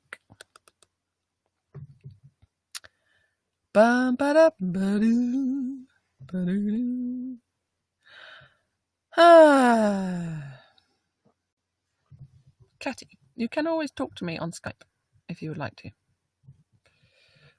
I can't hear you, so you must be muted. I have my phone here. Catty could talk to me if she liked because she's on Skype. So she could talk me through why it's not working. Trying to connect again. Nope, not working. Can you send me another link? Perhaps it's time to end this and call it a day. We saw 2 chats. Will you ever re-record Aliens? Probably not, no. Why? Do you like it, Raz C? Somebody sent me a chat. If you would like, excuse me, if you would like to hear a piano version of it, the 42-year-old instead of the 16-year-old who wrote it, I will play that tomorrow. And I think it's going to be streamed live. It's a Brit school thing. I'm doing it to support my old school. I think they're having some kind of birthday. So I'm going to go and sing these old songs for fun. I doubt I will re-record that song. I'm trying to remember how it goes now. Could you write in the chat the first words? Okay, I'm going to try and... Okay, I'm trying this. No! Same, Catty. I just tried that one. Doesn't work. It's the same. No, not working. Right. Come on, stay. Hold on. Oh, no. Please don't go away. Okay. Come on. Oh, that's the lyric. Come on, stay. Please don't go away. What's the chorus? What's the chorus? Come on and talk to me, yeah. Please feel free. It's so bad. I can't believe you like that. I wrote that when I was 16. That's what you write about when you're 16. Well, not if you're Billie Eilish. You write amazing songs when you're 16. Well, also if you've got a brother called Phineas, it's really good at writing too. Oh, I'm having somebody remotely accessing my tablet to try and get this to work. Don't worry, the next person who's in line for questions, you will be answered. It might not be today, it might be another day, whenever I sit in the chair next. I'm seeing chat from Periscope. I see. Okay, let's go. Nope, not working. Oh dear. Collaborate with Lady Gaga. Well, I wouldn't say no. I don't know if I'm top of her list, I really like her. And what I'd really like to do is actually just make some music again, whatever, wherever. Oh, look, it's happening. Yeah. Maybe. Hooray. Okay, looks like I might be able to have a conversation with somebody else rather than myself. Though I do often talk to myself quite a lot of the time. Right. So for anyone who's just joining, there are people who have my app, and that is how they're able to ask me questions, because we have to limit it to the people in the app, because we don't, quite frankly, have the money to allow people to use Imogen more than 1,000 unique users. So that is why we are not going public on that side. But if you now, you can see the chat, the fans who are asking the questions. Okay. Looks like, hooray! Good. Okay, let's go. Let's talk to somebody. Who am I going to talk to? Can I have the chat window, please, on the Zoom? Justin, thank you. So this is a really good example of social distancing while collaborating. Justin is in Ebbsfleet and Catty is in Munich, Frankfurt. Don Spanner. Okay, Don Spanner is coming on the line. He's been very patient. Let's see if he's in a good mood. Don Spanner. Come on, Don. Yeah, this is going to be slow for a while until we develop it further. But hello. Don. Thank you. Hello. Thank you so much for hanging in there. Sorry about that. Yeah, that's okay. I met you in Toronto last May. I was one of the enablers. Oh, cool. I quite shyly at the end of your private concert passed you a card. I teach archives. Also, a erstwhile musician, historian. Yep. And one thing that I think that's really important is, and this is the question I want to ask you, is that I really think, long after you're gone, heaven forbid, the world is going to want to know who you were. And the question I have for you is are you thinking about your digital legacy? Because I teach digital preservation, and digital records will not last forever unless there's very active intervention. And there's solutions to this at the moment, but it's very expensive. But my great fear is, you, Imogen, being, let's say, 90 years old, walking into an archives with a box of all sorts of digital records, and they can't be read anymore. And so you vanish, right? The world will not be able to learn about you, right? And so I'm just putting that out there as as something that maybe you should think about it. Typically, people, when they get older, they think, oh yes, I want to leave something to my offspring, whatever. But these days, it's much more fragile because a piece of paper can last forever. I can look after a piece of paper, but digital records are much more fragile. So I've always been, that's a huge concern of mine. Well, thank you very much, Don, for saying those kind of things. I really appreciate it. I don't think about my legacy at all. And so when you talk about digital archives, would you humour me and explain what kinds of things you might be thinking of? Well, the thing is, so your own National Archives in the UK has developed a system. It's called Preservica. It's a very expensive system. But let's say all the stems for your music, all your WAV files, whatever, all your important records, it could be Word documents, whatever.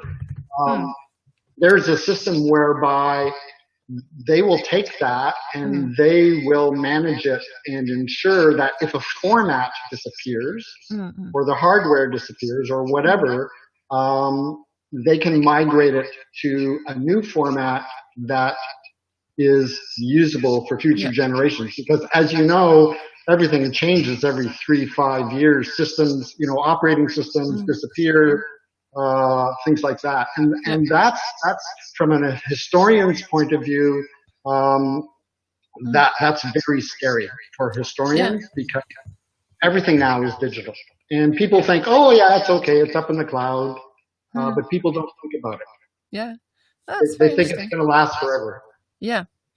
Well, perhaps you can help me with that then. I could. So, yeah, because I with this Imogen, augmented Imogen, part of it, ultimately in time is that it is a way to navigate.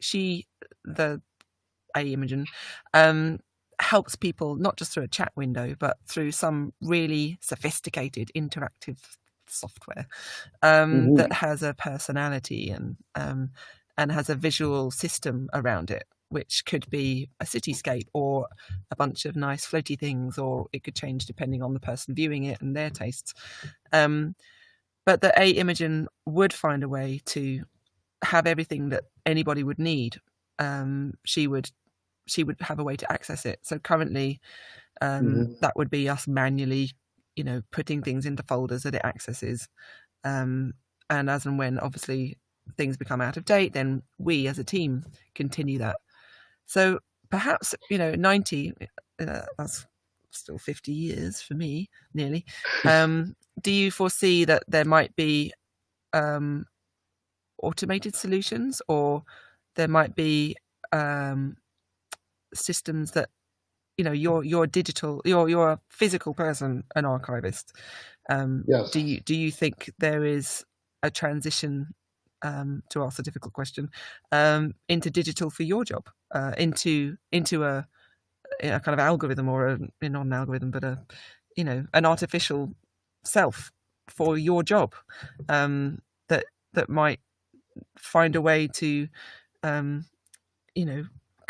analyze and be constantly aware of formats, so it's not actually a human decision or burden to try to recognize when things are running out of date, that it's you build the systems to take care of that for you, so that you oversee it, but ultimately the actual transformation from one format to another happens automatically via self-learning AI.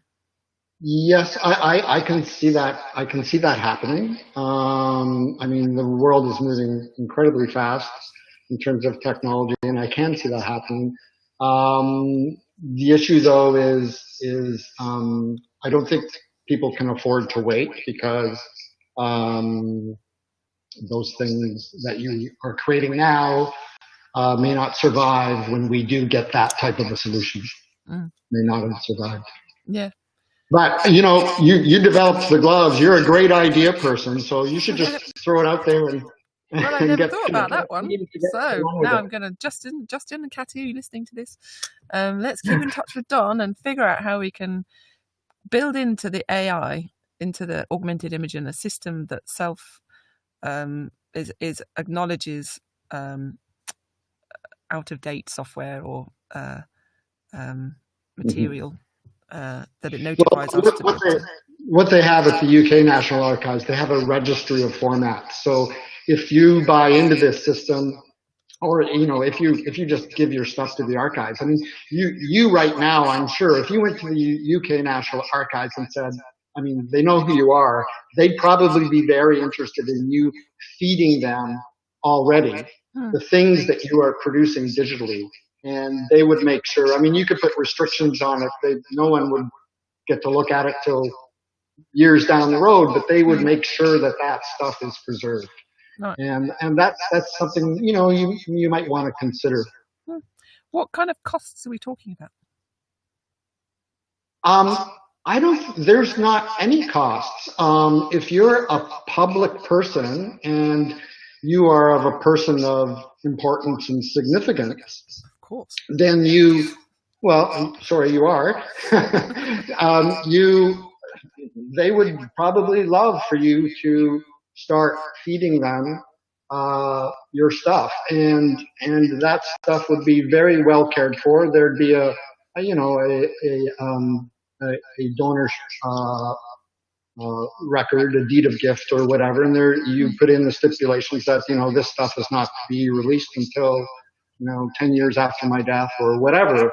Yeah. But it would be looked after. and they would ensure that it lasts. That's what archivists are in the job of doing now. Yeah. And it's a huge challenge, but it's just something to think about. Yeah, thank you. Well, knowing me, I will. And now that you've said that there's a problem of how do you continue, and because obviously every single person adds on to all the millions and millions of other people that have got stuff in the archives, and it just adds to the enormous amount of work. How can we build that into this AI? Maybe there's a collaboration we can do with them, that we could develop some software with them to find a way to automatically update a certain file, a space with them, digitally, just somehow connect it so that it's not like, I'm sure it's not stamped address envelopes, that kind of thing, but find a way to ease the workflow on making sure that happens smoothly, to develop some software so other people can find it easier to do, and less costly for them. Right. Okay, that's the next project then. Hooray! Yeah. Thanks for that, Don. My team are like, no, not again, not another one. Yeah, I know. Just something else to think about. But one last point. I love your orchestral music. Like when you write orchestral music, it's fabulous, and I hope we see more of that someday. I love the Earth. I thought it was brilliant. Thank you. Yeah, it was oddly, I don't know if you were on the call earlier, but I was listening to it last night because I was checking out the app, just seeing what was on it and what we could put on it that wasn't already there. And I came across Beauty and I listened to it, and I was really tired. It was like 1 a.m. I was just listening to it and I was kind of falling asleep going, God, how did I do that? How did I make that? How did I record that, all that sound? And then the next one came on, it's like got tons of horns and loads of really detailed stuff. It was a ginormous project. But actually it was created, the bare bones of it was actually composed really quickly, because I had to, I think I did it in 2 weeks, the piece, and then I worked with an arranger for it to work with the London Symphonia, I think it was. No, not London Symphonia. I can't remember who it was now. They're from Limehouse. Anyway, but then after that, kind of recreating it and making it, not recreating it, but adding for the recording and mixing that all in. But yeah, it's pretty impressive. I was pretty impressed with myself last night. I was like, well done. And you should be. Yeah. Well done. But yeah, I would like to do more of it. That was when I was little, that was my dream, was to have an orchestra and travel around the world with it and kind of premiere things everywhere. But something's actually just come in recently. I can't talk about it yet because it's very early days, but a series, potential scoring a series. Sorry. So maybe you'll see some more stuff like that for this series. Who knows? That would be lovely. All right. Thanks so much, Don. Lovely to see you again. Years and years ahead of you, so that's great. Let's hope so. See you, Don. Nice to chat to you. All you. right. Thank you. Bye. Bye-bye. Okay, so Catty, can we do one more? Because I really need to get some food before I go and do this improvisation. I can see Don's still there. Hello, Don. Oh, he's gone now. Yeah, I'd like to do one more after this, and then what does it say? And then announce how many more. Yeah, I'll just do this one more after this. Yeah, one more now. And then I'm going to go and eat some dinner, and then I'm going to get my gloves on, and then I'm going to get ready to improvise vocals and piano upstairs. And I haven't got Scout here tonight, so I can sing my heart out, because I couldn't do that last night. She was asleep on the sofa. Last Wednesday, she was asleep on the sofa. Yeah, got a lot on my mind. A lot of stuff going on around the world, and I just want to sing. And last week, I loved having many of you listen in that usually very personal space. So I want to try that again. Maybe it won't be as magical. It felt really magical last time. Maybe I'll be really awkward and feel very self-conscious this time around. Maybe it was Scout that made me feel really relaxed because she was just sleeping on the sofa. Anyway, let's give it a go. And there'll be a little place for you to donate to some charities to support Black Lives Matter, the movement. If you like the music, that's where I'd like you to donate some money. Right. Oh, ticket number 100. So we're going to end on the 100th ticket. So here we go. Thank you very much, Catty and Justin, for supporting me through this, and to Alexi, wherever he is. And who is ticket 100?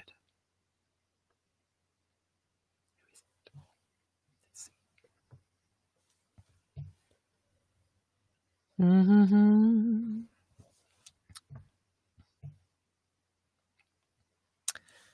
Right. Let's see. Shabs. Okay, Shabs on the line. Coming up any moment now. But before, let's have an infomercial. Dopper. Water bottle. That also has a handy little glass that you can pour into and have wine, or not. But you can also use that as a drinking thing too. So clever.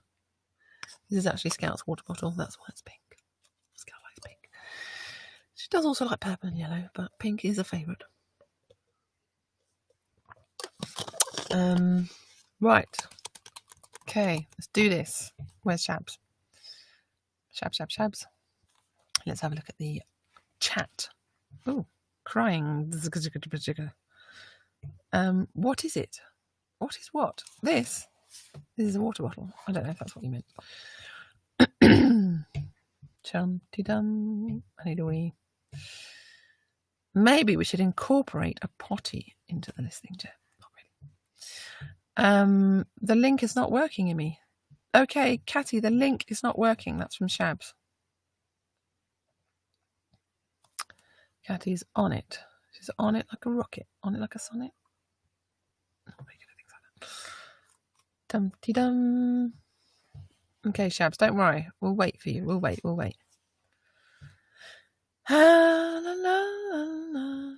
Any requests? Any a cappella requests while I'm here?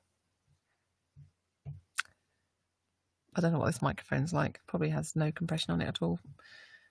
Anyone in Periscope going to give me a song to sing? It's not even like that. It's not even like that. Is that a song? I don't know that song. I don't know many other songs apart from my own. And even my own, I don't really know. Congratulations, you've used a... Yeah. The Walk. Okay.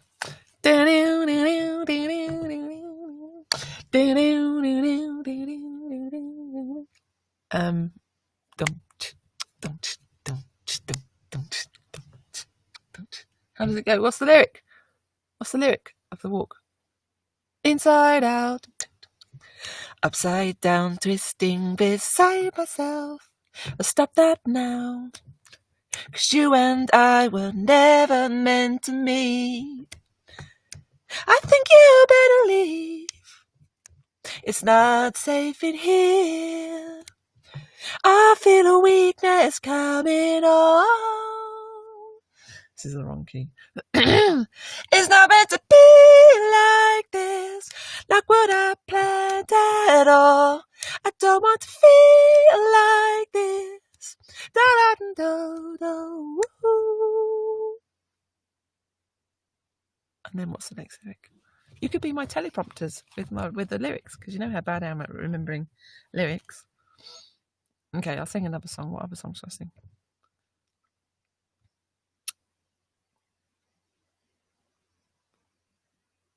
Speak for Yourself still holds up to this day. Thank you. Thank you very much. I got something right, didn't I? It's going to be 15 years in July. Okay, sing Headlock.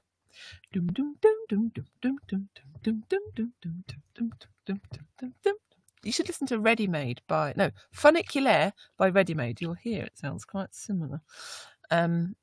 Distant flickerings, green as scenery. This weather's bringing it all back again. Great adventures, faces and condensation. I'm going outside to take it all in. You sit too late to start, got your heart in headlock. Actually, somebody was listening to the Royal Albert Hall stream the other day, the Royal Albert Home stream where I sang this in the forest. And the daughter, one of the daughters, she's called Sophia, she hadn't heard it before and she thought I was saying hedgehog. So I'm going to sing hedgehog now. Is it too late to start? Got your heart in a hedgehog. I don't believe any of it. Too late to start. Got your heart in a hedgehog. I love that. Okay. Enough. Sorry, that ruined that song for you. But anyway, you should check out Royal Albert Hall, my little concert. I did 6 songs. It was really good. I really enjoyed it. Right, what's happening to Shabs? Is she coming on or what? What's going on? I'm going to try dialing in. Okay. Any other songs? Oh, I got a good misheard lyric. Oh, wait, it's pretty. Everyone's misheard. Life's sweet as sandwiches. Oh, yeah. Anyway, Glittering Cloud. Okay, Glittering Cloud. Shab says, it's not working for me. I'm in the US. I don't know why it won't work. Okay, I'm going to sing Glittering Cloud. Right, sounds of locusts. And sounds of locusts kind of rubbing their legs together. This is all of the sounds in Glittering Cloud were actually from the sound archive from the British Library. Because I wanted to make the song entirely out of locust sounds, because the song is about locusts. I'm not always like this. It's something I become.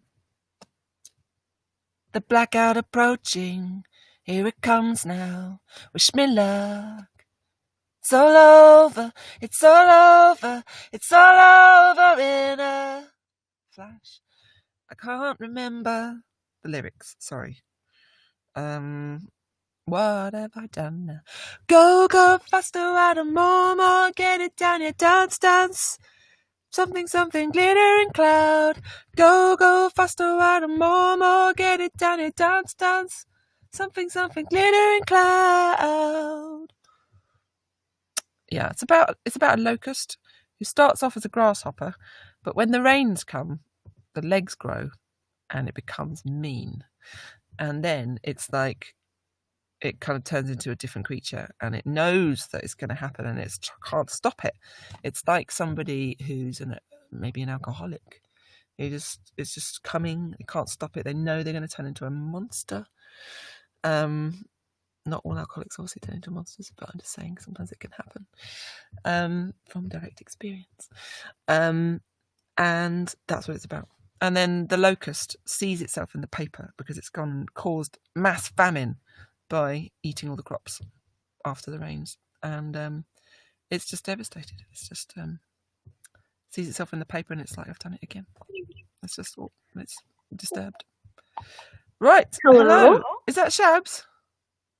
Yes, hi. I'm so sorry. This is complicated. Don't worry, that's not your fault. It's my fault. Thank you for bearing with me and sticking on. And you're our final caller, and you're number 100. So thank you. I am so excited. Where are you, Shabs, in the world? I am in California, in the USA. How is it over there? I actually saw you. Yes, I saw you at your last concert here. Oh, right. Which one? San Francisco or Los Angeles? The one in Los Angeles. It was your last showing. Oh, yeah, that was great. I loved that show. I think it was kind of raining that day. Was it? That's not rain. A little bit. Nah, that's not really rain. That's like spitting. It's not proper rain. I don't remember it raining. Nah, rain. Just come to England for proper rain. No, I remember that. I've been a fan of yours for like a decade. You wanted to see for a decade? No. I've been a fan of yours for over a decade. Oh, well, thank you. How did you discover me? How did you first hear? Honestly, I can't entirely remember. I was a very young teen, but I think you wrote the song Clear the Area in the album Speak for Yourself, and it was playing on a music video that someone had made. And I loved the song so much, and it really spoke to me at that time. So I really wanted to ask about what the story of that song is. Oh, you've totally stumped me. I cannot remember. I have to like put myself back into the moment. I like hardly ever talk about that one. So it's so funny because when you talk about songs, I'm just going to click record here. When you talk about songs, it's like a memory. So if you massage the memory stays strong, and sometimes it grows and changes and shape shifts and becomes something completely different. As with hide and seek, I've told that story so many times now. I can't actually remember really exactly what happened on the night because I've told so many different versions of it because the memory wasn't clear. But I had a boyfriend at the time called Richie Mills. And he was like, that's not how it happened. I remember you bringing back the demo and you were in two minds about whether it should be major or minor. And you spent a really long time piecing it together. But in my memory, I wrote it really quickly. Just like in an evening when everything did go wrong in the studio. So yeah, with Clear the Air, I haven't had that memory to kind of be massaged over and over again. So I'm trying to think. Let's think. What are the lyrics? Love, love, you're already home. Party's over and you don't look so good. You find your way back home. And I'll keep the area clear. Please keep the area. I mean, at the time, I'd kind of just come out of a relationship. I'm just going to click recording. I'm sorry. Just come out of a relationship. So we're talking about Clear the Area. And it wasn't an easy character to deal with. And it must have been about him. About kind of trying to take care of him. I'm trying to remember the lyrics. What is the lyric? Knock, knock, are you alone? No one's out here and I was not alone. Love, love, you're already home. Party's over and you find your way back down. Sometimes a song isn't about a specific thing. Sometimes it's a kind of amalgam of lots of feelings and times in my life and memories. Like if I think about that song now, what comes to mind is a lot of time in Croydon that I spent when I was like 16, 17. Kind of a bit troubled, living with a character that wasn't that easy for a while.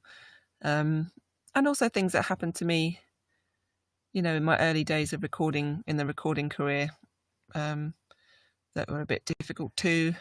I think it's must be just trying to evoke a feeling that thankfully resonates with you. I don't know. Maybe I have to try and give you a better answer another day. I'll think about that. I have to go back to the lyric and kind of remember being in that studio and thinking about it. Because it's obviously, when I'm in the middle of a song, there are very clear images and a very clear feeling. It's not like, I'm going to write that line because it rhymes with that one. It's always really specifically trying to say something. And sometimes I don't even know, what that is. It's just something that is coming out. Like there's a song called Candlelight, and it's a very early song.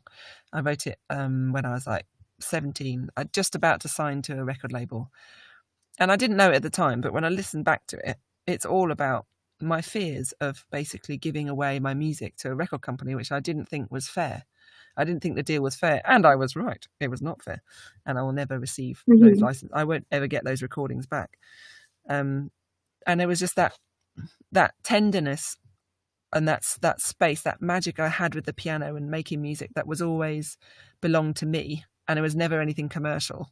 And going into that bridge of something that was going to become commercial, and what would that do to my passion for music and my relationship with music? And I was worried about that. So don't Will You Take My Candlelight was about that. And also actually about my manager as well. Like that relationship with the manager is an odd one in many ways. It's something that you have a business relationship with somebody where you're dealing with something that's your most personal and sacred in the music, with music. So I think at 17, that's what that song was about, but I didn't know what it was about at the time. I was just writing it. So I think maybe Clear the Area might have been more like that kind of song. I have to listen to it, find out. So yeah, sorry about that. I don't have a really good answer for you. I am very satisfied with this answer. Actually, I'm just happy I'm speaking to you and getting your insight on this song. I used to follow your YouTube videos back when you used to do, little updates on different. It was something I looked forward to, and I kind of miss them. I sometimes go back and rewatch them, just to get that feeling of what you were going through with every song, and it makes those songs a lot more important in my life, and makes me feel like I'm there with you as you're creating these songs, which I'm sure that might be why you made those videos in the first place. Yeah, I just really enjoy it. Oh, I'm really glad it has that effect on you. I think some people in my around, maybe my manager at the time was like, you sure that's a good idea because you might lose the magic a bit, or other people were kind of like that. Maybe you shouldn't share the process. But for me, I don't want everything to come out all polished and, it's like, it just shows you 1% of what's in that song. But as a result of that, if you don't have all that history with the making of, then you discover your own meaning, like you have with Clear the Area. You've got something that's very personal to you, and you found something there. And like there was somebody earlier, Carly, she was talking about You Know Where to Find Me, that was her favourite song. And then when she discovered it was about the River Thames, she said it was interesting, but I'm not sure. I feel like maybe it destroys the magic a bit if you can come at it from both angles, can't you? On one side, you go along with the ride, you see the struggles, you appreciate the journey, you see the twists and turns, and it's kind of more a companion in your life for that period where we've shared a period of time together. And then other songs where you just kind of happen upon them and they resonate with you for whatever reason and remind you of that particular moment in your life. And I don't think either way is better or worse, really. But for me, I absolutely love sharing the process. And that's also why this chair is here, because it's my studio. I'm in my studio. So when I'm coming up with some thoughts, or I want to sit in this chair and I want to share them with people, I've got to figure out a way that obviously we can also I can just plug in the sound or just dance around my studio and you can still see that. So yeah, that I love sharing that. And I would like to try and get that back again.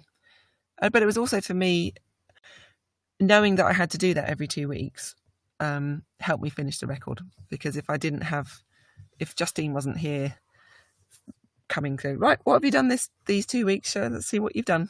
Then time just drifts on and on and on, and you just feel endlessly hopeless that you're never going to finish it. But every 2 weeks, you get this sense of, I did something extra, I did actually do quite a lot, even though you don't feel it. It's like when you watch your kid grow up, you don't see them growing up, but then you see pictures of them, even 3 weeks or 3 months before, and you're like, they're totally different, but you don't see it happening.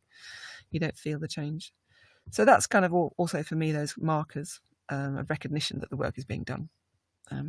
Yeah. And the companionship. And the other reason was I kind of didn't realise that, but when I released it, I didn't have this fear of like, is anyone going to like it? What's everyone going to think? Because so many people were in it for the ride that I felt like I could push myself further. I could go stylistically further because you were already in on the game and you'd already experienced where I was going. So I felt like it gave me more license to experiment, which is a really good place to be creatively.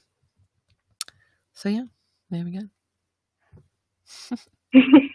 Thank you so much for clarifying. My pleasure. Thanks, Shabs. And lovely to chat to you. And I look forward to hanging out with you another time in the chair or somewhere else.